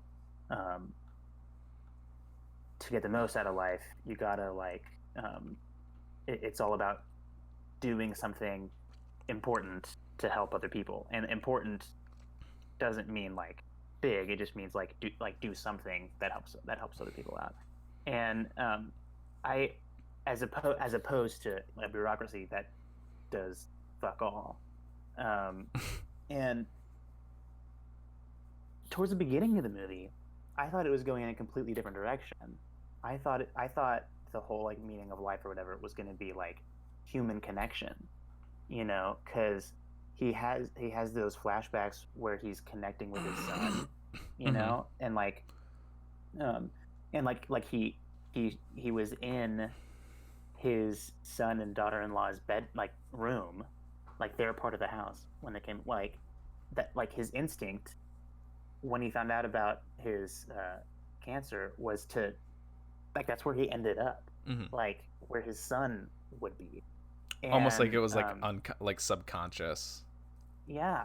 And like the and then when he connected with the writer, and was vulnerable with him, and then he connected with an acquaintance from the office. I thought that the next step in the progression would be that he would connect with his son, you know, and then at the end of the movie he would connect with himself, and then he would realize, you know, that, you know, it's all about human connection, and then he slowly would be like getting being vulnerable to people who are closer and closer and closer to him. And and then his son was a dick and like had these preconceived notions about what his dad was up to, and it was all about the money for the son. And I was like, oh my god, what is this movie even about anymore? You know, because that's where I thought it was going. And so, it's just so interesting to me that it didn't work out that way. Well, even in like the ending, connecting with his son though. Go ahead. Yeah, I thought the way that they did that was interesting, because at the very end, like, I feel like the son even almost like fighting back tears was like, yeah, before he went to the park, he left me like instructions on how to get his retirement bonus. But I think his first words after that are like, how cruel to have stomach cancer and not tell me. Or like, but it's like he kind of tried to, and you just assumed the worst from him. So it's like, so I think even the son realizes like, I messed up because I was for sure, like, after he's for sure. I think the son was maybe not necessarily going through the stages of grief until like they brought the hat. And then he was like, oh shoot. So then he went to like anger with like, oh, that was so mean that he didn't tell me. And he was like crying. And that's when he did connect to his son. Like that's where they get back together. That was the climax. That was the beginning when he's like, dad. Like at the very beginning when he comes home and they're upstairs and he's like, dad, and he like goes up. You see, he leaves his room and he's going up the stairs, and then it's just that like shot of the door, and then you hear his son say, "Can you make sure to lock up," or something like that. Oh, and it cuts man. looking down the stairwell, and he's Yeah. like Oh, basically God. crawling up the stairs, and his face, I was like, oh fuck, man, we're like 20 minutes into this movie, you're gonna make me fucking sob. Like, Yeah. And the Yeah, way that that it part. like lingered on him in the darkness at the Just top like- of the stair. Just like It's deer and that. headlights. Yeah. Yeah. Yeah, that was, and see, that's why I thought it was going to be about like that the movie would be about connecting with his son, but I'm gonna fight with you on that, like the idea that he did connect with his son at the end. No, like he left his son an inheritance at the end. You know, like he didn't. Yeah. He didn't. That doesn't count. He was dead when it happened. You know. No, Like from my perspective, he was already connected to his son. You know, he was his Mm. caregiver. He, like, you know, it was about his son, like, kind of, you know, because you could see at like when he goes off to war, like when they're all chanting "Banzai, Banzai," he's on the train. He's still like, he jumps off the train, hugs his dad, and it seems like that's the last moment that he was like dad. So maybe Mhm. something happened at war or whatever. But what I'm saying is that like the son reconnected to him, because like even though like everybody's talking about like how important the park was, and like, oh, he did this and he did this and he did this, and the whole time the son's just sitting there like silent, like Yeah, fucking what. I noticed And that Yeah. too. Just like in the he's his son and just like totally removed Yeah. from that conversation. And in the midst of him doing this whole park thing, he still found the time to still take care of his son and Mhm. have all of this stuff ready for him when he was to die. And that's when it still kind of took like money for the son to be like, oh yeah, okay, cool, I like my dad now. But like Yeah. it was still like, I think that's, you know, that's when he was like, he actually started to cry for his dad, because he was like, oh shit, like I fucked I think up that's what I'm too. trying to get at, is that like it's the focus isn't, because I thought the focus would be on like connecting, like as in having a conversation, you know, Mhm. as Yeah. in like being vulnerable with someone. But in the end, it's all about what he accomplishes. Mhm. It's you have to do something in order for things to matter. You have to build a park. And then like that's his contribution to the people in the neighborhood, is like he built a park. His contribution to his son was, I left you this inheritance, you know, and like and he spent the last 5 months of his entire life in a rush to complete this project. And like that's like, yeah, he did a lot of cool stuff, but if for me personally, how I live my life, watching that is like a bummer, you know, because Yeah. he accomplished something, he did something good for someone, but also like that wouldn't make me happy to be like, oh, I can't take time to enjoy this sunset because I'm too busy on this project of, you know, like, so it's like so he shifted from an unhealthy work environment of I have to make myself look busy or else, you know, they might end my position, shifted all the way into I have to get this done before I die or else everything is bad. And I'm like, where's the like, hey, I do some things sometimes, and then also I connect with human beings sometimes. It's like he stopped connecting with human beings after the onigiri like rejected him at the restaurant, you know. I guess, yeah, maybe. I don't see it that way. I think that like, because like even when he's hunting down all these like department heads to like get their stamps of approval, he Mhm. even has that sidekick guy that like that was Mhm. like basically like kind of making fun of him and like, oh, I can't wait till I get that job. And then he's like, like they kind of develop a relationship there. But now I have like, this seems like kind of an appropriate time to end the thing that I was gonna say earlier. Oh, It's okay. actually a Justin McElroy quote from a blog post that he made like years and years and years ago. That's kind of always been like in the back of my head. Hmm. it says it was there's no narrative to your life, no arc, no reward for achieving all the things you want. That kind of thinking is a recipe for a you-centric worldview and is a very lonely road. Focus instead on the role you play in the stories of others. So I don't know if you guys have seen kind of the memes of like main character.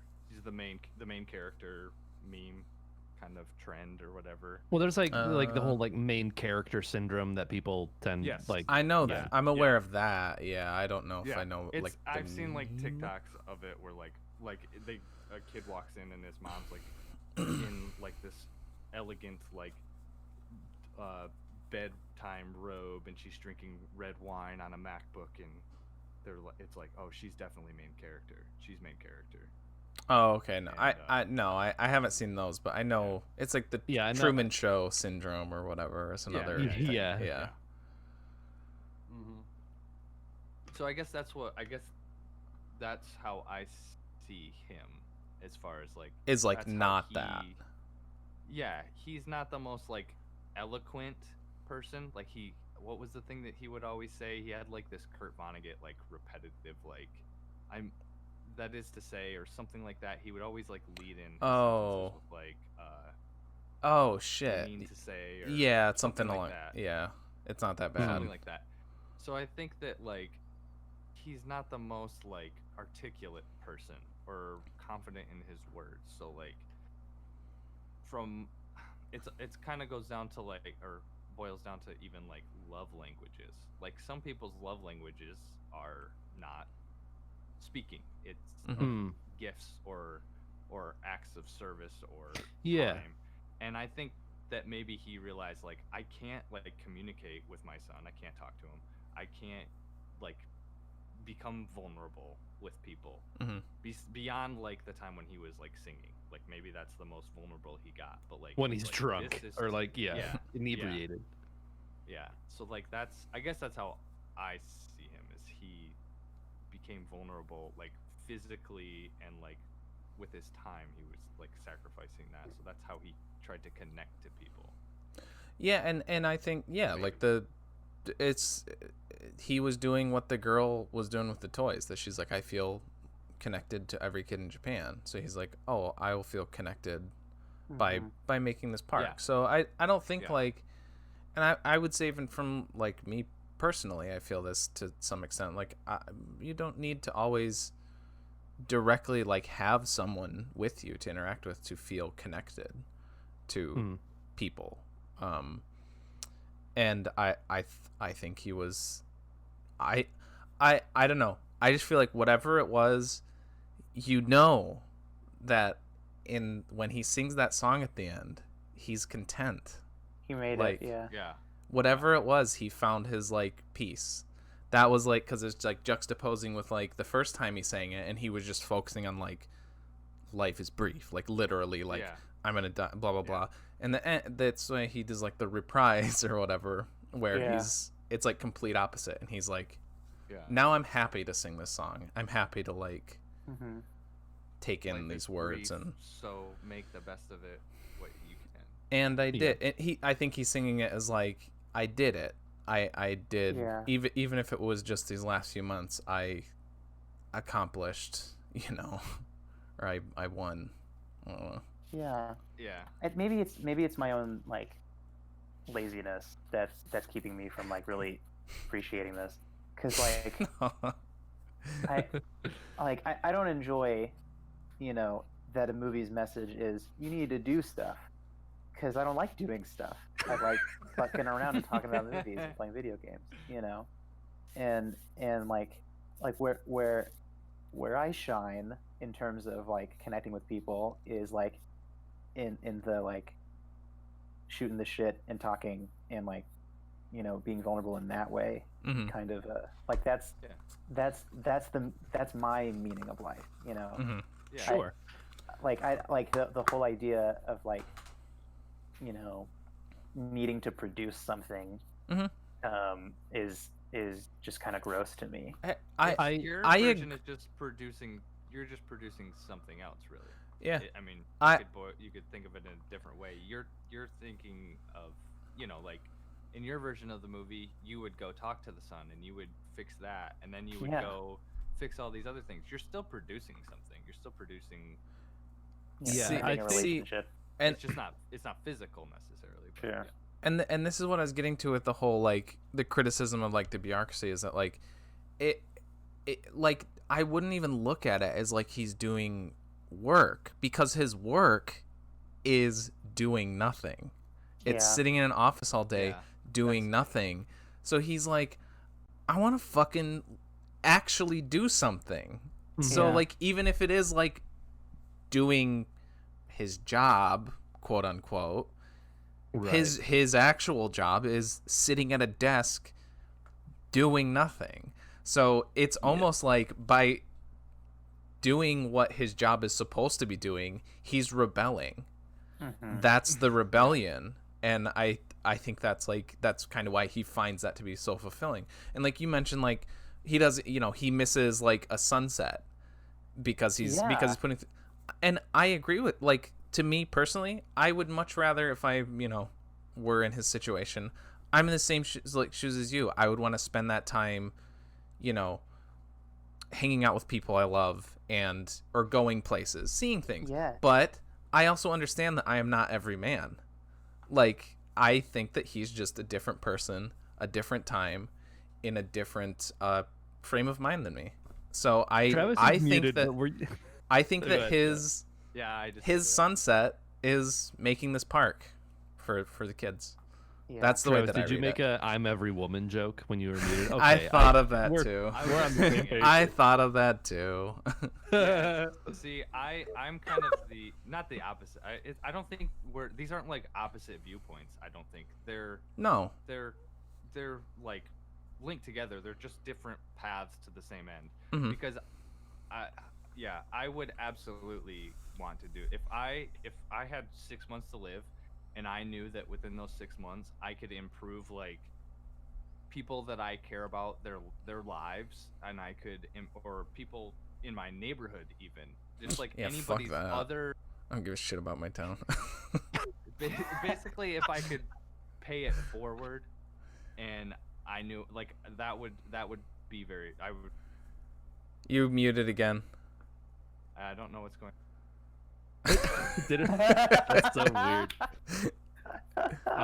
Would feel fulfilled. Fulfilled. Okay, you got it out. Okay. I was talking too fast.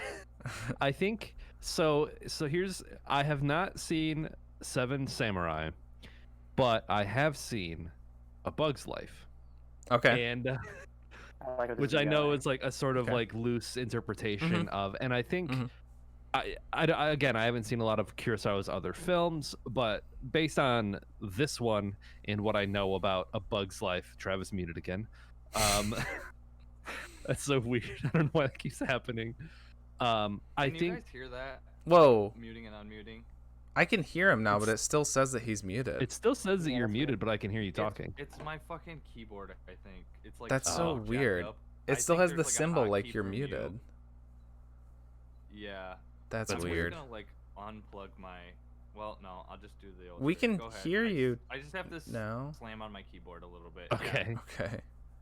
But anyway, I think Kurosawa's like view of like society is very like I don't want to say he's like a communist, but the whole idea of like individuals collectively is like a greater power than like the bureaucracy. So it's like he's showing the bureaucracy as like this is like democracy working, and it's not doing anything, not producing anything, but it looks good on paper. But then it's like Watanabe is sort of like the individual who's like, The Catcher in the Rye. I'm one person. Yeah, he's like I'm one person, but with enough dedication, I can change something, however small it is, in my own world. And sort of like if everyone had that idea of like I'm one person, but if all of us had, and that's I feel like he almost teases that at the end when all of the other workers are like, yeah, we're gonna all be just like him. like he's an inspiration, and we're all gonna go to work, and we're all gonna get stuff done. Never And forget this then- feeling.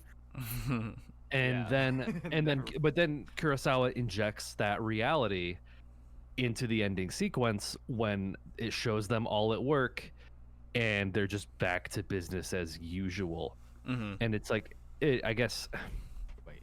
I think it's like up to interpretation what like the message necessarily is, if there is a message. But it's like, yeah, I think it's definitely more of like a collectivist type idea where it's like Absolutely.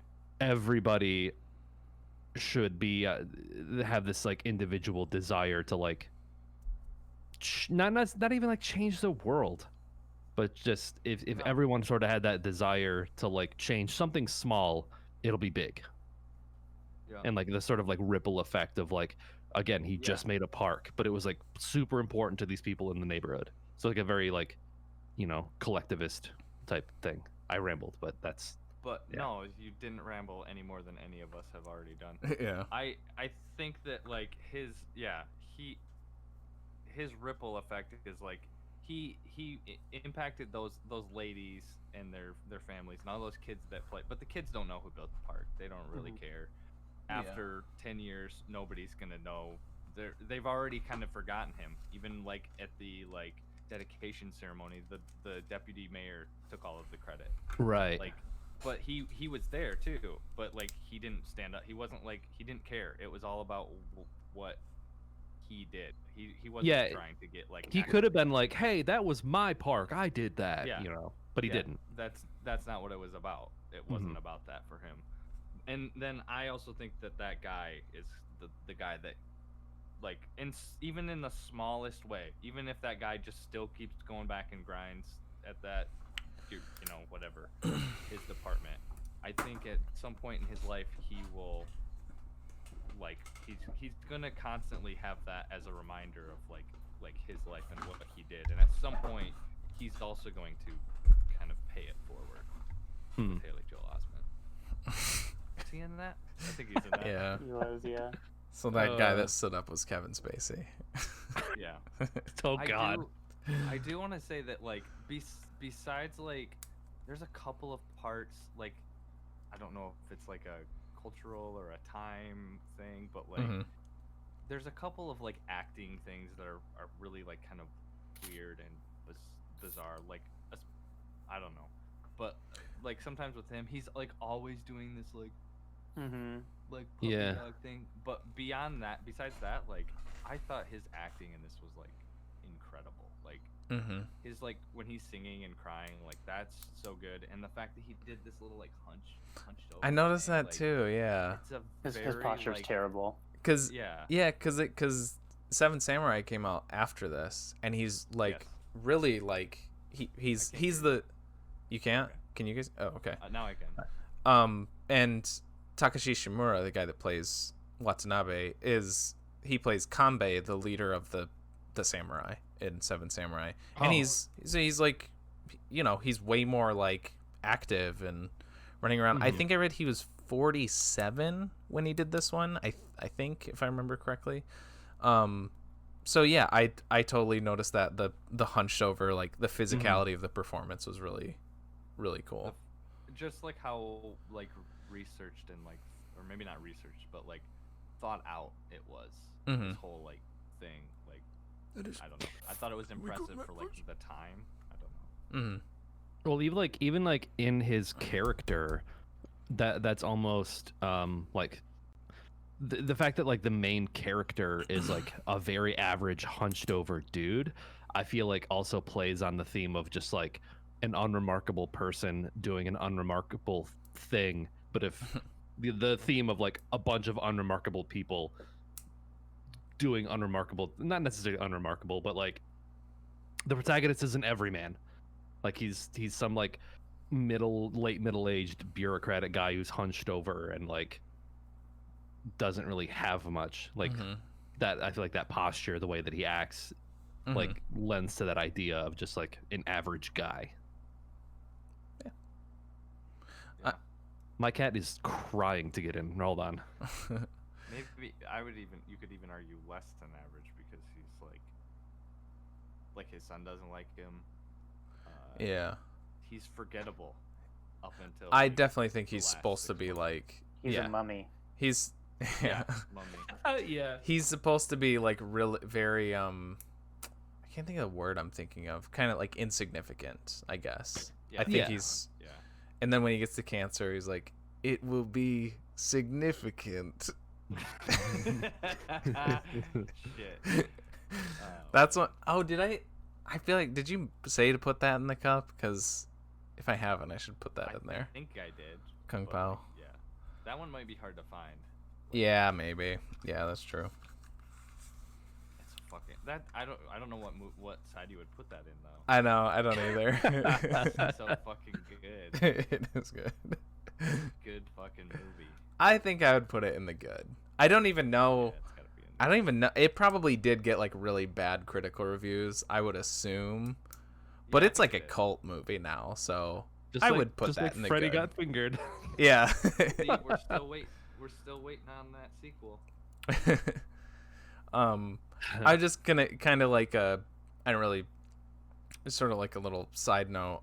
I thought it was kind of funny how like not only like it's like wow he's really focusing on like getting a new hat, but then like what made that even better was like how much everybody else in the office like after he's dead they're like oh and then he Yeah. got that new hat.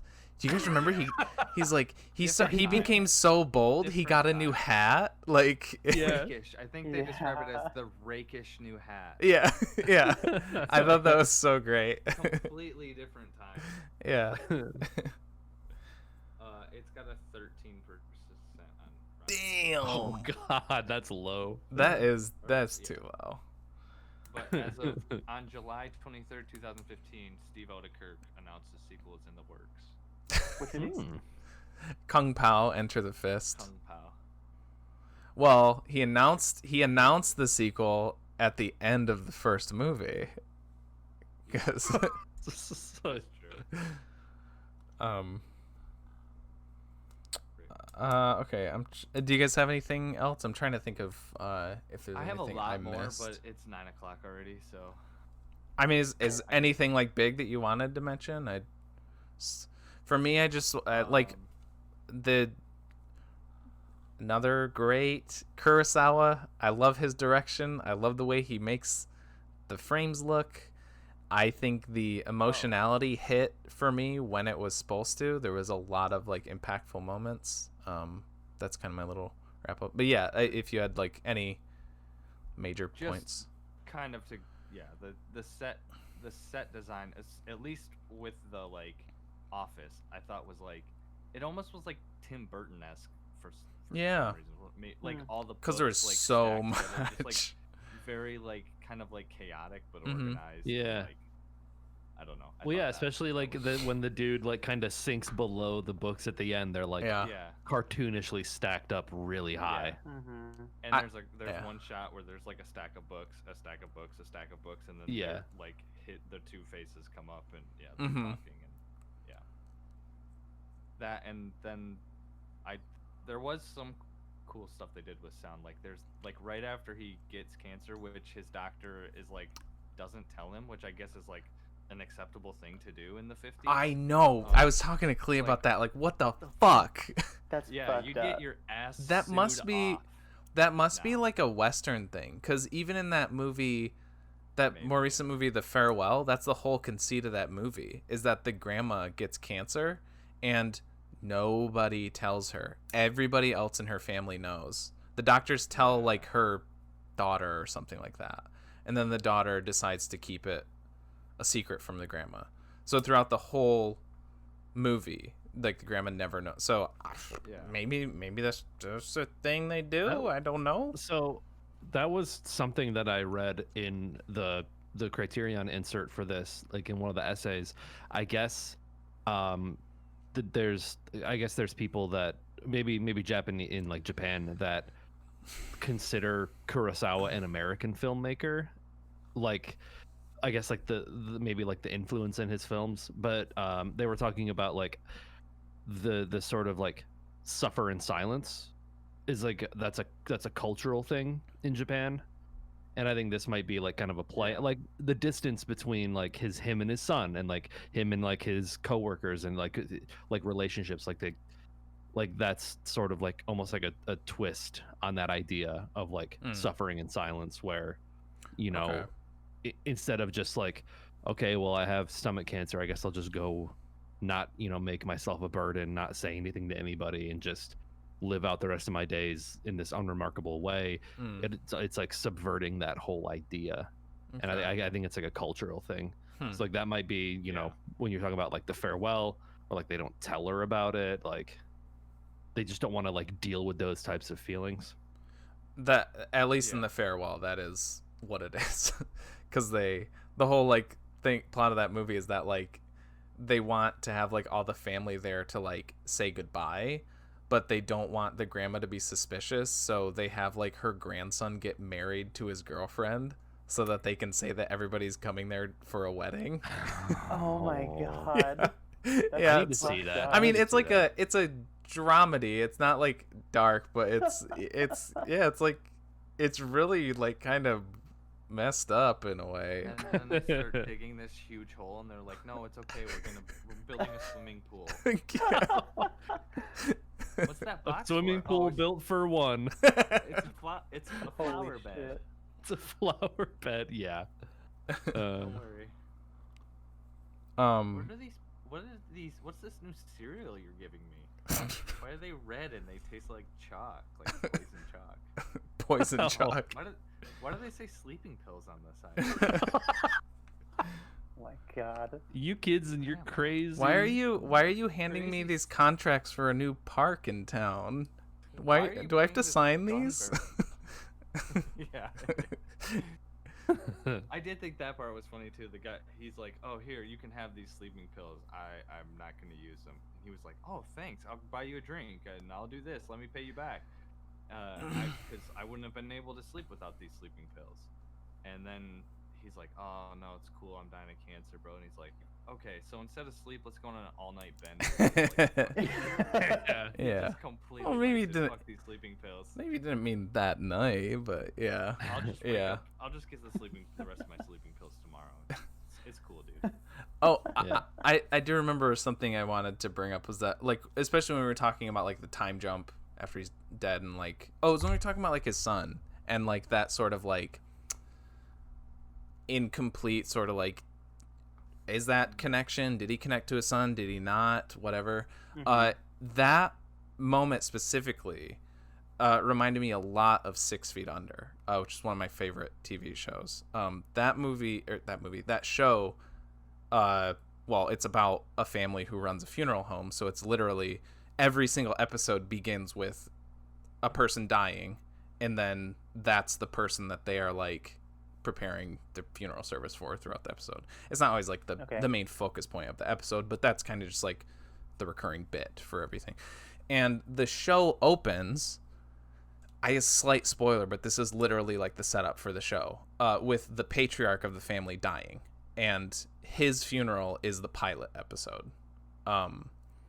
So, and then there's a couple throughout the series of like most of the people who die are just random people. They show up for their scene to die. They're not relevant, but there are some that are characters, and there's one especially towards the very end that's very major, and a really like common theme with that show, and I felt like with him and his son, is just how abrupt and confusing and infuriating death is, because every time there's an important character death in 6 Feet Under, they make it the most frustrating, unfinished like plot threads every fucking time. It's so frustrating, but it's so good because that's what the show is going for.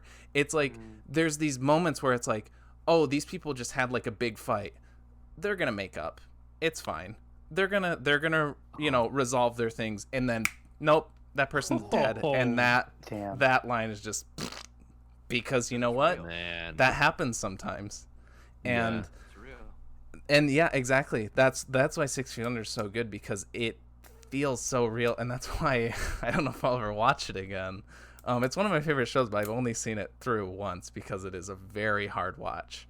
But because it feels real. And yeah, that's what I felt with that death, like regarding his son, because it was so just like incomplete. Whether you think maybe he felt like he like Travis said, where like he was already connected to his son and that was his son connecting to him, or maybe that was his attempt to posthumously connect to his son, or some variation of that. I don't know. He's dead and there's nothing else you can do about it. So when I was a kid, I had the thought of like making a movie. It's like the best movie ever, you know, like really, and then like right at the climax, the town that the movie set in gets nuked and everybody dies. That's awesome. Yeah, I do like that. Yeah. I do like that. That's like that's why like movies like this and like this is like my favorite. Most of my favorite movies in my. I was gonna say The Departed. Like this. The Departed is in my top 10. Like, I like all of my movies. Put that like, in the bucket. A lot of people would say like are sad movies, but like to me they're just real movies. Like I don't really like fairy tale endings. It's like cool maybe once in a while, but like I like real like shit that like if a movie makes me like cry or feel like I don't have any feelings anymore, so like if it makes me cry. It's like that's going in the pile of like best movies, my favorite movies, just because it's like in my head canon, the Marvel Cinematic Universe ends after Infinity War. Or Endgame. Yeah, exactly. Infinity War. Half of all life Yeah. on the universe is dead. Yeah. I mean, yeah, I did kind of like. I am kind of half there with you. I did like have a lot of fun with Endgame for sure, but watching Infinity War back, it is kind of like, I mean, and even at the time, I knew like, you know, okay, there's gonna be a sequel. They're not gonna. Well, okay, this is what I kept saying, but it feels kind of bad to say it now. But I was like, they're not gonna kill the Black Panther. Like, they're not going to kill Spider-Man. You know, they're not gonna kill all of these franchises like that. Just for a twist ending. I was like, those characters are coming back, obviously. Yeah. Well, that's. But still, before you saw Endgame, it was like, whoa, that was the ending to Infinity War is great. It's very good. Well, I guess mild spoilers for Logan. Mm-hmm. I thought, because like I'm not a huge Marvel guy. I've seen like a handful of them. Mm-hmm. I think they're mostly fine, but like it's not my cup of tea. But I did see Logan in theaters, which I thought was very, very well done. And I think it's because it sort of does the thing that subverts what Marvel usually does whenever there's any sort of like stakes or any sort of like sacrificial aspect of a character. Like the fact that like Groot sacrifices himself or whatever at the end of the first movie. And then it's just like, okay, now there's a baby Groot. Oh, see, he's back. Yeah, it's like, I feel like that they can't even wait until undercuts. Because they show Baby Groot in that same movie. It's like they can't even wait until the next movie. It undercuts any sort of like sacrificial act. Mm-hmm. And it's like with Logan, it's like, yeah, Wolverine is dead. He's done. Like, yeah. Or well, I mean, it was also like a send off to like Hugh Jackman, like playing that role. Mm-hmm. But it's like I remember after I watched that movie, I was like, I swear to God, if they make like another like Wolverine movie, it's not that they can't make another one ever, but I don't know. It just it's what's funny is that spoilers for Endgame, but Iron Man, you know, dies. Yeah. And there are like people have like put up billboards very recently, like bring back Iron Man today. It's people don't, and it's like it's so frustrating. They don't actually even, care about not even the studios. It's the fans. Yeah, Like, no, just, I know. Like, just he died. Like that was a so good too, ending. It is fulfills his arc from the first Avengers movie of like, oh, you would never sacrifice anything, let alone yourself. And then, like he's the one that died. It's perfect. It's great. I know. I'm back because we want Black Sabbath songs on cool fight scenes again. Yeah. I haven't had one of those in a while. Yeah, that's why I was gonna say I feel like the Iron Man and I mean pretty much Captain America deaths, you know, are those are like the only like real ones. Because even, well, okay, I think Black Widow is dead, but they're doing like that prequel movie, so there's still more Black Widow content. But it's like you have to know, like, okay, well, people knew ahead of time that like Robert Downey Jr. and Chris Evans were like their contracts were done after Endgame. Yeah, I was like, okay, so we know. But then like Tom Hiddleston didn't. It's like, oh, he's getting a spin-off, a Loki spin-off, even though Loki is dead. There's ways that because of how dies a lot and well, no, what they're doing. Do you know what the Loki show is? It's based on that. I saw the trailer.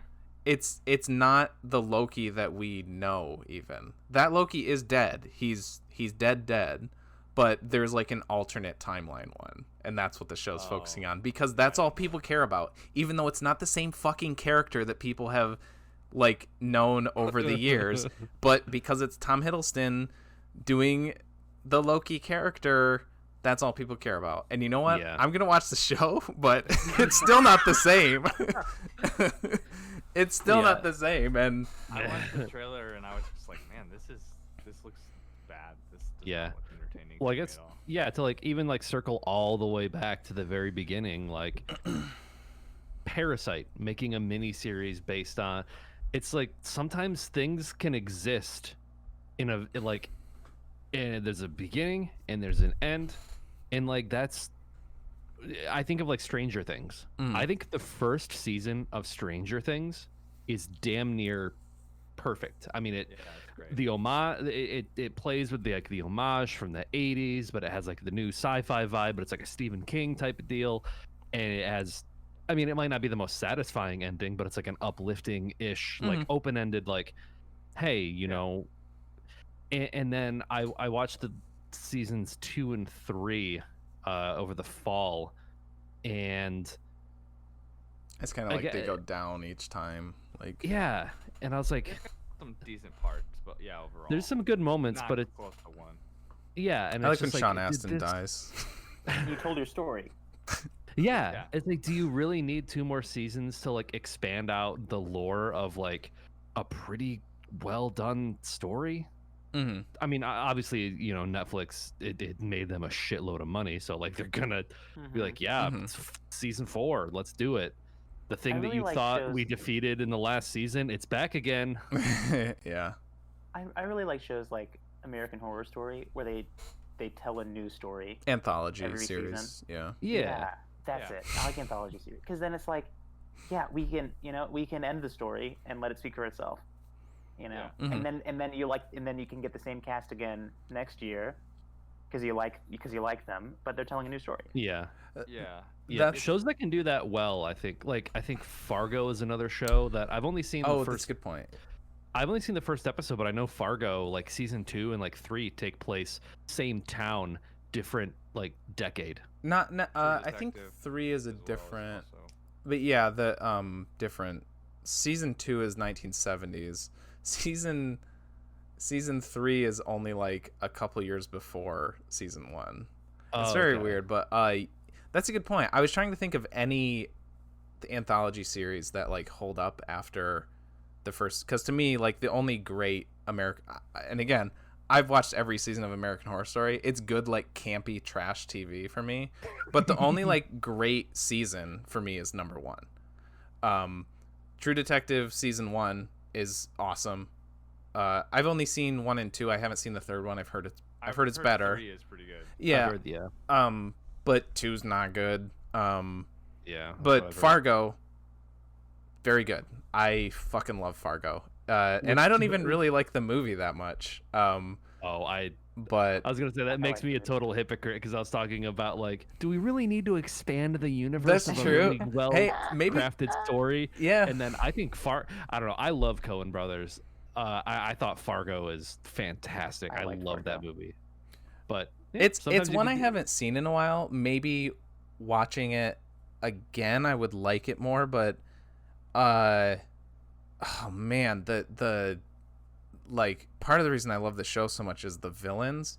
The 4th season, I would say, kind of tapers off. It's not as good as the first 3, but the first three every time has such great villains, and I think that's missing from the movie for sure. No Billy Bob Thornton in the movie. He's so fucking good in the show. I've only seen the first episode of Fargo, but the Billy Bob Thornton character, I was immediately like, okay, this dude is weird and I love him. Yeah. And then David Thewlis in season 3 is amazing. He's probably my favorite character in that show. He's so good.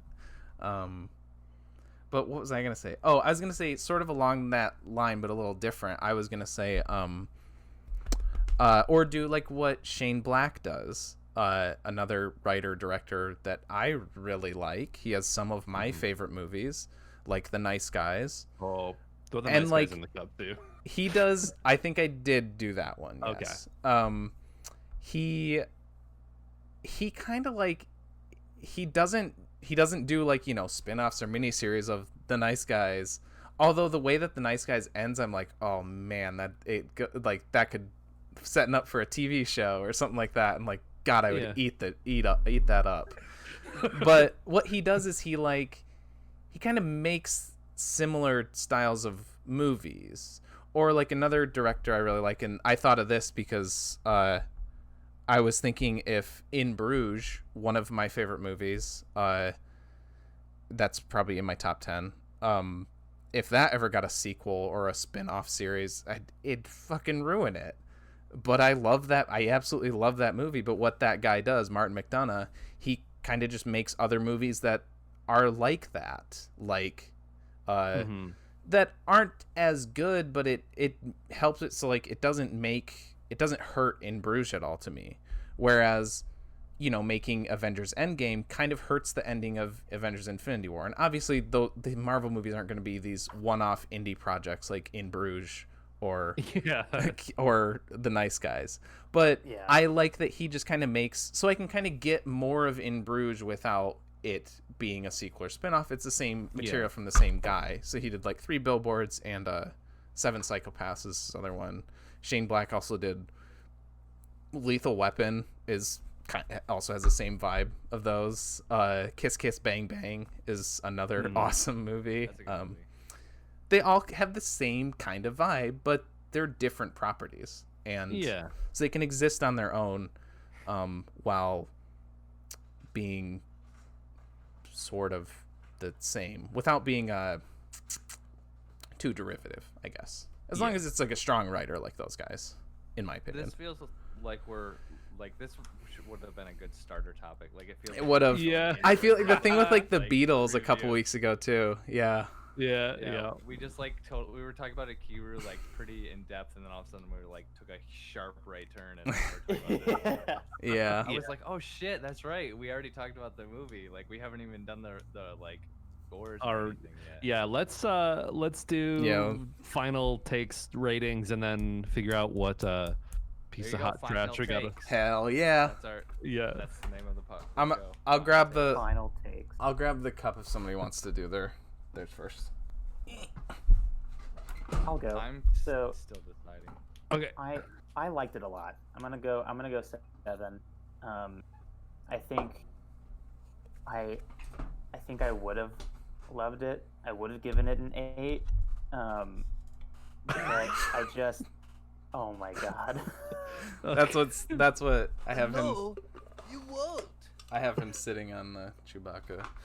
Oh, what? Great. You think you're some kind of Jedi? Wave it around your head like that. Okay. For those of you listening to the Yeah, podcast, Oh, yeah. TJ just showed us the shitty movie cup, Chewbacca cup, and he put the fucking dude from Watto. from Oh, they Star Wars. He's in it, a- I'm a Toydarian! God fucking damn it. The credits are no good here. Oh, that was a terrible voice. Please edit that out. It wasn't that bad. That wasn't that bad. It was like it had like a Russian flavor to it. A Yeah. little Soviet. There's kind of There's going. another Soviet ethnic Watto. stereotype that people Yeah. think that That's what character I was gonna say. Yeah. Yeah, that's true. Anyway, yeah. So I would have loved it. I guess I got my hopes up about the whole like human connection component. See, when you were describing Like, that, oh, sorry, you cut out. No, go ahead. I want to hear what you got to say about that. I was gonna say, when you were describing that, I thought that was a I don't know, when you started saying that, I thought that was a positive, that you liked that it kind of subverted your expectations. No, yeah, I don't know. I guess I'm just rebelling against the idea that I should do stuff. You got to rage against the machine somehow. I guess for me, I can like I said, like I'm also like I think I would just enjoy life. You know, I would enjoy sunsets and I would go travel and whatever, like on the same line as you. But I think at the same time I can still see that like that gives him fulfillment, and maybe he doesn't have the same wants and desires as me, so it doesn't. I don't think it. Maybe we're too American to get it. Maybe, yeah. Too capitalist. I was gonna say, it's kind of It's kind of like almost reminiscent of like Boxer from Animal Farm. Mindset of like he's gonna work himself to death for the good of everybody else. And also I think like maybe I connect to it, and TJ can see. He said he can see it, like because I feel like if this was our dad, he would do the exact same thing, and like that's the kind of environment that we were raised in. Like my dad would be very like self-sacrificial and be like, I'm gonna like build that makes me really the park. That's like that's what he would do, right? Like he would yeah, do probably he wouldn't yeah. tell anybody that he had cancer. Oh, for sure. He would just like go about his daily life and just like, I don't want to bother anybody. He probably does have cancer. Oh, Jesus Christ. Wow. I'm just saying, like the way they like no, I can like, oh, that was dark, but he probably does it. No, I wasn't saying that was dark. I was saying that was like, I don't know, when I thought of it Sad, being like dad, I was like, oh. Yeah. Yikes. Yeah. From what I know of your dad, that all tracks. Yeah. Except it wouldn't be like he's trying to like explain it to us and then we shut him down. He'd be like, Dad, you're shitting black, and he'd be like, no, just haven't had my coffee yet. Yeah, that is definitely Boxer from Animal Farm. He's like a cat. He would just like crawl under the porch and die if it was. He wouldn't want to like bother anybody. Like, don't worry about burying me. I'll just be under the porch. I'll just blend into the foundation. God. Okay. I can go real quick. Unless Travis, do you wanted to go, or are you still thinking about? I'll go last. I'll go last. Okay. I think it's still I'm torn between an 8 and a 9. I think this will be the highest movie that I've rated from the ones that we've watched, or at least that I've watched, because I didn't watch Snyder Cut. But oh yeah, you probably would have given that a high score. Oh yeah, that easily would have been the highest rated one so far. I think I need to watch it again now that I kind of have like the sort of, now that we've had this conversation, I think I can watch it again and appreciate it more than I have, like, because I think when I watch movies for the first time, I'm definitely trying to have that like film school brain being like, what does this mean? This is symbolic, and it's just like I always get movies better the second time. I think like There Will Be Blood. The first time I watched that movie, I was like, I don't really. And then I watched There Will Be Blood a second time. So good. And I was like, oh, okay, I understand this now. I do think that I need to watch this again, but I think from like the way that it's, again, like the way that it's framed, the way that it's lit, the way that the cinematography is, the story that it tells, like the acting, I think everything about it, again, with the caveat that this is like a movie from 1952 where like technology is limited. The fact that he could create a story that even now like feels this timeless and like important is like is insane to me. That it's like it still has that sort of staying power with what it's trying to say. So I guess I'm gonna go with the 9. I guess that's where I'm gonna end up on that. Okay. I feel like I kind of already did my sort of like wrap up pre-review thing, so I'm just gonna say 8. I'm between an 8 and a 9, but I'm leaning 8 right now. It's not. Well, I mean, I'm saying that I guess I was gonna start saying something that makes it sound like a negative, but it's still an 8. Like that's really good for me. I love this movie. I think there's a lot to love about it. But it's not. It's also not. It's not even in my top 3 of Kurosawa. So, but again, he's arguably my favorite director ever. I don't even know if it's in like my top 5, or I don't know. I have to think about the ones that all of them that I've seen. Yeah, but I have to rewatch them he has back to back more. a lot of good movies. Yeah, he does. But yeah, I feel more comfortable at an 8 right now. Yeah. Okay. Yeah. So when I was watching it, I was kind of like, oh yeah, I remember this movie. At first, I was like, yeah, it seems like maybe it's kind of slow or something. I think I'm probably gonna end up at like a 7 or 7.5 or an 8. I was there and for be a like, bit too. Yeah. Oh, that was so low. You guys, because I'm always the one who's like low. And then then it got towards the end, and I was like, oh yeah, okay, I remember now. This is an 8. And then just talking about it and like seeing like different perspectives and you guys pointing out stuff that I didn't really like. Mm-hmm. Maybe like land as purely as it did originally. I'm like at least a 9. I might be higher.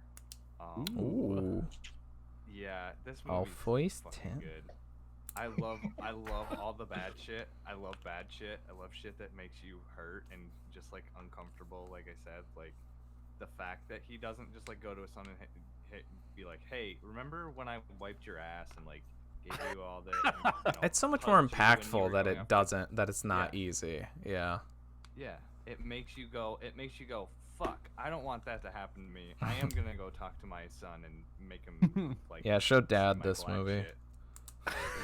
Yeah. Dad would not like this movie. He would be like, he I can't wouldn't. see it. I can't read the words.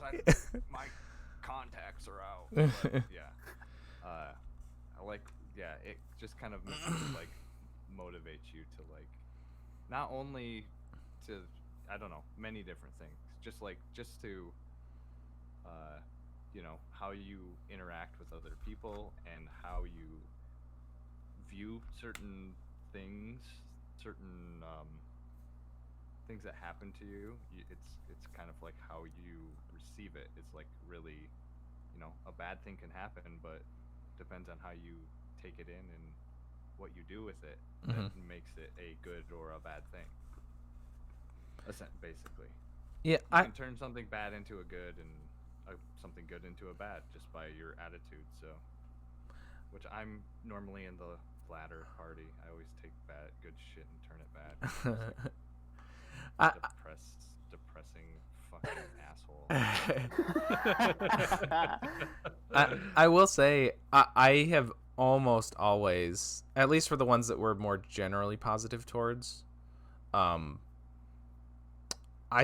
almost like and it may not even have shifted enough to change my number score for it, but like after our discussions for these positive ones, my opinion always goes up, which I really that's like another thing that I really am enjoying getting out of doing this with you guys. Is it really like I don't know, because that's why I like talking about movies, because I really think that's part of like it helps you appreciate them more. And yeah. And we also have like varied perspectives on everything, so it's like, oh, okay, yeah. Sure. Yeah. Another thing. I think. Go ahead. I was just Oh, gonna you say, go. like, I'm shocked that this is the first time that I've given The a lowest. number that's lower than all of you guys. Yeah. I mean, Yeah, I could say we me and Travis are a little biased. We know this guy. We're more familiar with his stuff too. Yeah. I don't know if that He's should been be to an my house, excuse, we've but had dinner. yeah. We're buds. Yeah, no, it's funny because I'm normally the lowest and you're normally the highest. And we're Yeah. completely flip-flop. We But that's- traded. Although good, that's like- when has Moose only been on when we've done like our bad movies. Did you do any? Yeah. Or no, you did Barking Dogs, No, I did which Barking Dogs which was you, fine, me, and yeah. Nick were all So kind of like bad the movie. same. Yeah. Yeah, we liked it. and I Travis liked hated it. Yeah. But yeah, I wonder what you would have thought of like the ones that you missed, like where you would have landed in there, because Yeah, I we wonder. were all I think he would have pretty really liked similar House of with. Flying Daggers. I think yeah. so. Like Yeah, that. maybe. I wonder what you. Did we were all kind of like similar on Hard Day's Night too? I think. I think we I all was the rated it highest. above a 6, but Yeah, I did. I think did an was 8 for 6 that or too. 7. I did an 8 for that too, but I did preface that with being like, well, it's got the Beatles in it, so I still consider like Ikiru a higher rating than Hard Day's Yeah. Night, Yeah. even though it's the same number. What I was gonna say is that, like, going back to me being a depressed, like, asshole, like, Mhm. there is a scene or I think it's part of the, like, scene where he's talking to the writer dude in the bar, where he's drinking the liquor, and he's like, he's saying that he's like punishing himself, and he feels bad about it, but it also makes him feel good. Yeah. And that is like how my, like, depression, like, manifests, like so specifically. Like, if I ever feel good and I'm, like, depressed, like, I will try to turn it bad. I'll try to be like, why are you feeling good about that? You should not feel good about that. Really? You're a piece of shit for thinking that, like, it's Oh just, yeah. like, so I think that, like, I don't know, I just relate to a lot of the stuff in this movie, so that's why I would. Yeah, I no. almost want to say 9.5. I think. Yeah. I want to break along the those tie lines, between too. me and Nick, and I'm like 9.5. Okay. Okay. 9 Okay. plus. Let me put it this way. I was gonna mention at the end of this that I'm gonna start because I like being meticulous about this stuff. I'm gonna start doing I'm gonna make a different list because I have one for my individual ones. But I'm gonna make a list on Letterboxd that's our spotlight movies. I'm not gonna count, like, for instance, Sure. the David Byrne movie. I'm not counting that. Yeah, yeah. So just for our spotlight movies, I'm gonna do a ranked list on Spotify, or not. Jesus Christ, not Spotify. Letterboxd, based on all our ratings. So Ooh, you I gotta like that. you gotta pick a number. And I'm gonna like, so for this, I'm gonna take an average of all our numbers, which will Okay. still be a percentage, I guess. Yeah, it's gonna be above 8. Right. So, yeah, think of what you want for that. I can still put 9.5 actually, because I'll just put that in, like, the review description. But I'm gonna have to put, like, I don't know. Yeah, I don't know how I'll do it exactly. But that only goes in, like, it only goes 1, 2. You know, it doesn't do, like, decimal points or whatever. Oh, and so it'll say, like, this is the review by the One of Us Has an IMDb podcast. Yeah, or whatever. Yeah, I don't know. I'll title it something Yeah, like yeah. podcast movie group reviews Yeah. or something like that. And then just in the description I'll have, like, Moose for this one, for the review, it'll just be like Moose 7 out of 10, TJ 8 out of 10, Nick 8, you know. Yeah. And then I guess if I need to, like, add any clarifications, maybe I'll drop, like, the Twitch, because I have been doing that after I watch them. Because I always log every movie I watch on there, and I I'll, gotta like, start doing that. I'll, like, add a review, and the review's just like talking about this on Friday, and then I'll drop, like, a link to my Twitch channel. Yeah. It hasn't worked yet, but Yeah, I something. found you on Letterboxd. Yeah. Have you done that, like, retroactively for movies you watched in the past? Because that just seems so fucking impossible. Like, when I first got it, I would just, like, I don't know, like, random Do stuff movies, on but thing. Okay. or, you know, I would, like, think of, like, you know, movies that I like in particular, but no, I don't have, like, every movie I've ever watched on there, if that's what you were asking. Well, obviously, I just don't know Okay. if you, like, you just, like, spent, like, a week, like, 8-hour Nah. shifts every day for a week, like, trying to go through every movie you've seen. I think what No, I've if you- done is if- like I was gonna Oh. say, if you have the app, it's just like, you know, I watched Ikiru, so I hit the Letterboxd app, Yeah, type I in know. Ikiru, No, I know. tap a rating, Yeah. boop. I think what I've done is, like, when I first downloaded the app, I just scrolled through and, like, I found movies that, like, I know that I've seen, and I would kind of just give, like, not an arbitrary, but just, like, a gut rating, like, oh yeah, I remember, like, I did that a lot too, yeah. 4, and then Mhm. it's like, you know, maybe when I watch it again, I'll go back to it and then, like, give Mhm. it a more nuanced review. Yeah. Okay. Yeah, I only review movies every now and then, like, when I feel like it. Like, last Right. time we did, I think the most thorough I did was last year. Me and Clea watched all of the Star Wars movies, and I did, like, really lengthy reviews of every single one. But most of the time it takes, like, All 30 the Star Wars movies, even the standalone ones about Ewoks. Okay, no. Okay, the Uh, episodic ones, I guess I'll say that. The episodes. No, I this tried time we so did hard, watch Rogue One. But We got skipped so far. Solo though, cause but in the end, skipped Solo because it's yeah. Some of my, I think, in my letterbox reviews, I tried to like take a more serious turn. But when I first started watching movies, I was trying to be like the one sentence like snarky type reviews. Oh yeah. very Like, concise and, sometimes I'll do that. Yeah. Yeah, If I like got have you ever seen something The good. Invitation? Yes, I have. Yeah. I think my review was like, "This is why I'll never go to a house party with rich hot people." Like that was like my one sentence review. But or like Uncut Gems, I was like, I've never wanted a tracksuit more in my entire life. But yeah. Okay. What's the next movie? Yeah. Okay. Do we want to do that, or I have one other thing? Kalia sent me a list of show titles too. That whether or not we use Ooh. them, I do like them. So should I do movie first and then the titles to wrap us up, or should I do the movie last? How do you Okay. wanna do it?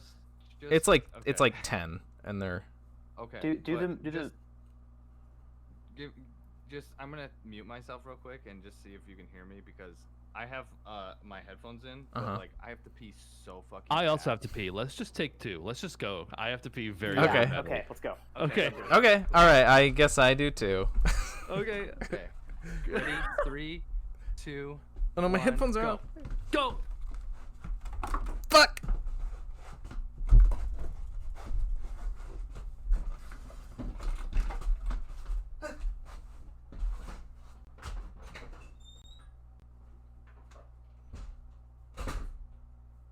Okay, all right. Now that we're a little less antsy, movie or the titles? What do we want to do first?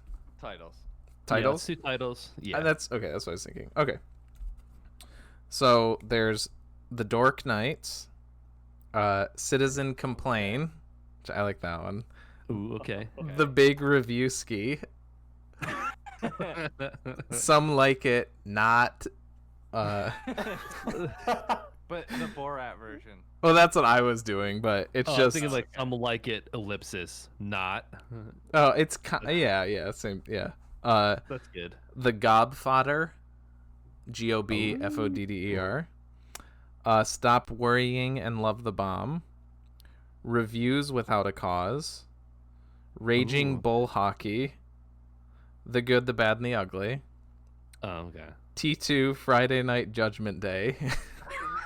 and then There Will Be Duds. That's the last one. Ooh, There Will Be Duds. I like that. I like too. that one too, yeah. I'm partial to that. Like that one. I'll Nice. repost those in our Yeah. chat as well as what I can remember of the ones that we liked earlier that we had talked about, but I wish we actually had people that watched this that could like vote on it. Instead of, Yeah. Like, Yeah. 'cause There Will Be Duds. is, like, Projecting out to kind the of- void. Yeah.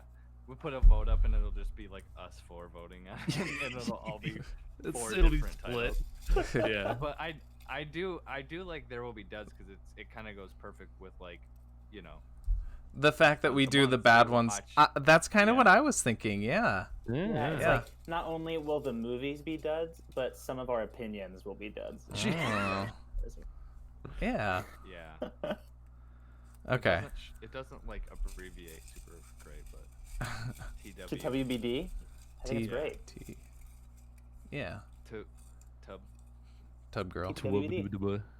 Twub thumper. twub Okay. Okay. All right. hot twub. Or if we can if we imagine it their will as like their'll, then it'll be TBD. Oh. There There will will be be duds. Yeah. Hmm. Sure. Just like, yeah, But we'll then just it make kind of the W breaks really the small. play on Yeah. movie time. Yeah, yeah. That's true. It's, I like TWBD. It's kind of like TCBY, you know. You can- Yeah. Yeah. Yeah. And we all have good yogurt here. Yes. Documented on the various. Yeah. Yeah. Okay. All right. Okay. I'm really excited about this. There's some good ones in here. Oh my god. Okay. Our next movie for next week, Oh my god. for our bad week is Oh my God. hell yeah. I'm so happy about this one. It's Ben and Arthur from 2002, directed by Sam Ralvich. Okay. From what I've heard, it's gonna be a fucking treat. It's on, and also I can just give you guys the link. It's on YouTube for free. So Oh, super nice. easy. That Perfect. bodes well Yeah. for the quality of this. yeah, because otherwise I could not find it online. Weird. Oh yeah, this is Ben- great. Ben, Directed is by. it- Yeah, it's what's one the- of how do you those pronounce his name? Mravich, something like that. Yeah, it's one of Directed those. by Sam Ralvich, produced by Sam Ralvich, written by Sam Ralvich, starring Sam Oh. Ralvich. Oh, I loved it. Oh, I'm It, looking already. at the theatrical poster. It Music has by been Chris Meowvich. it has been hailed as the gay room. The room, if that makes sense. The Wait. room for gay people or something like that. Which one? Oh, Remind me what the room is. Tommy Wiseau. He was though The Yeah. Okay. okay. the I terrible. I think Gotcha. I've seen I think I've seen clips of Ben and Arthur. I think I've they've seen talked about it clips. on Red Letter Media. Yes, they have. Yeah. And they might have done like a best of the worst on that one, but Okay. Yeah, I think so. Yeah. I'm glad to finally excited. watch it though. Okay. Yeah. Oh god. I love that. Okay, Arthur's full name is Arthur Sales, and then Ben's name is Ben Sheets. So they're both like fabric. That's the name. They're like, Oh. I am very I'm ready. Oh no. very excited. Oh man. Yeah, it All right. wasn't made for YouTube, but I like kind of jumped around it, and it looks like it was made for YouTube. And this is in 2002, before YouTube existed. Perfect. They're the innovators, is what they are. Yeah, Ahead of Even their time. YouTube, they made it at 480p. Like yeah. anyone. yeah, it's on Rotten Tomatoes. Films so bad they're unmissable list. Nice. Wow, it has a 33% on Rotten Tomatoes. That is, let's recap. That's 20% higher. That's 20% higher than Kung Pao Enter the Fist.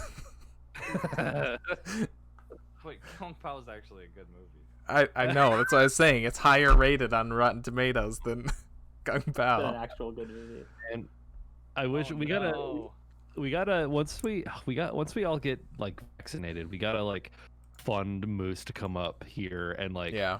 we gotta do like a sitting around the couch watching one of these You're curious movies about the type story. thing, like a Hell stream. yeah. Yeah. Yeah, Mr. Science Theater. 100%.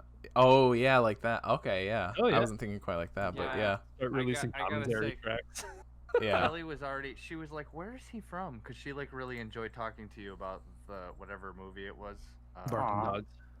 And she was like, "Oh, I think I would like talking to him. We should have them all over, and we'll like have a game night and watch a movie or something." And I was like, I'm honored. "Okay." I was like, "I don't Flattered. think he's from here. I don't think he's from here. He's not from these parts." Yeah. Also, I guess piggyback off that. Yeah.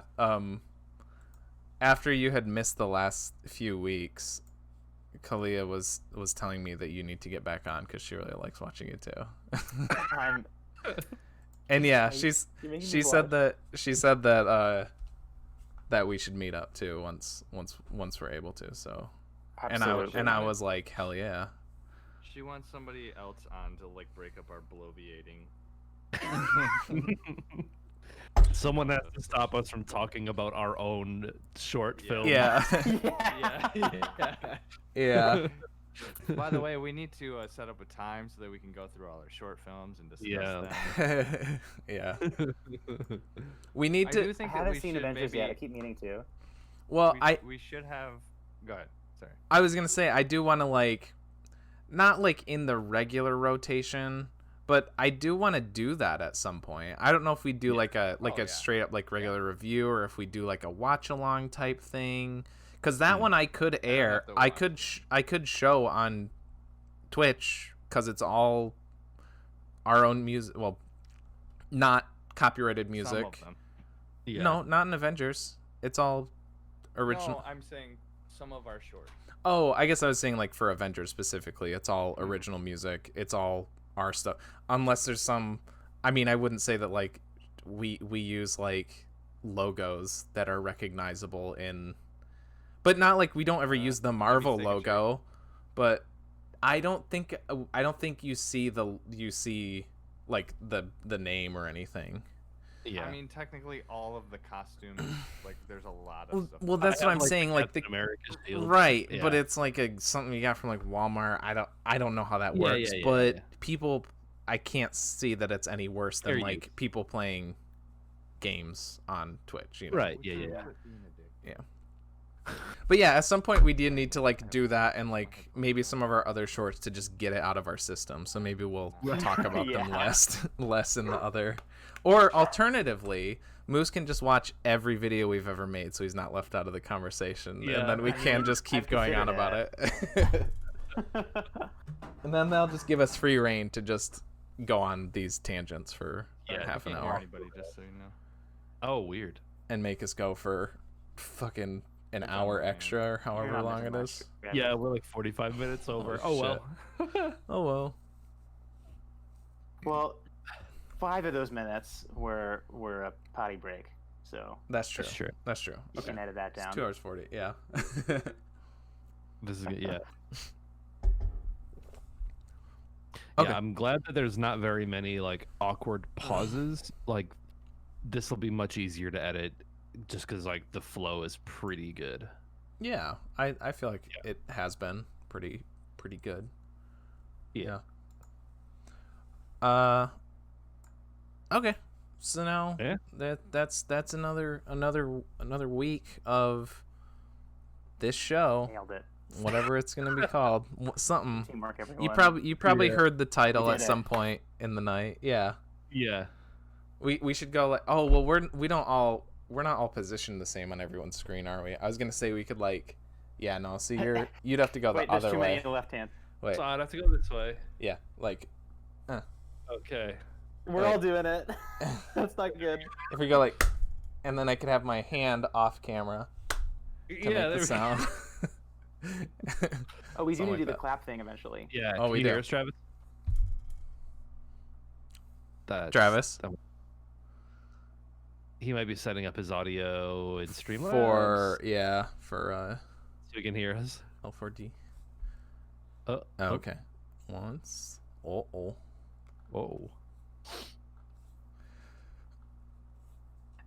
Imagine that, like, as part of fixing his like audio thing, he ends up having to close the Audacity file. It shouldn't, because can you still not hear us? He can't hear anything.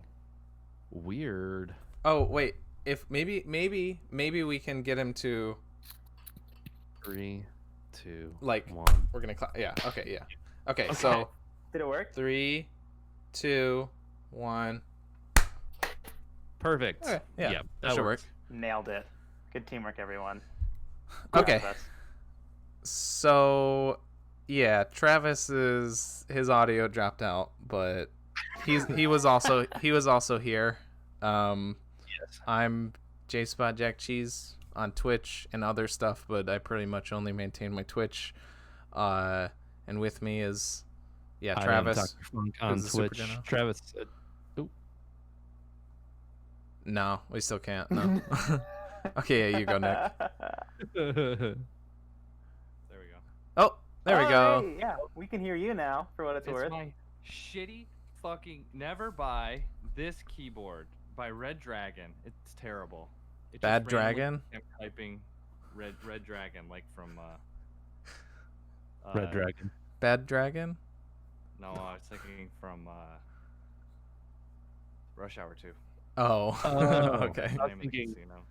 I was thinking, the great red dragon and the woman cloaked in Oh. the sun. Oh, Yeah. You owe me awe. You owe me a squame. So yeah, with me is Nick. I kind of interrupted you. Oh, hi, I'm Dr. Funk on Twitch. And Nick, Yes. and then go Moose. Yeah, we need to. You cut out Ah, again. Damn it, I can't hear you anymore. Just plug your thing. I'll edit her on this. Yeah. Good luck. We I'm need, Moose from the game. there we go. There you go. Yeah. One more to go. Like your Go ahead. Say yours again so it's clean. Moose, say his. Moose. Yeah. I'm Moose from the game. I'm the Super General, aka Travis, aka depressed asshole. Okay. All right. If you don't want to be spoiled for Ben and Arthur next week, or if you want to join in the chat, make sure to watch it before next Friday. It is free on YouTube. I think if you just search Ben and Arthur full movie on YouTube, you should be able to find it. Yeah. It's only available in 240p, so Yeah. you can watch it on your That's- phone. That's probably the best that's way to see it. Probably what it was shot in, to be honest. Yeah. I On a am flip phone, I'm really excited to 2002. get to it.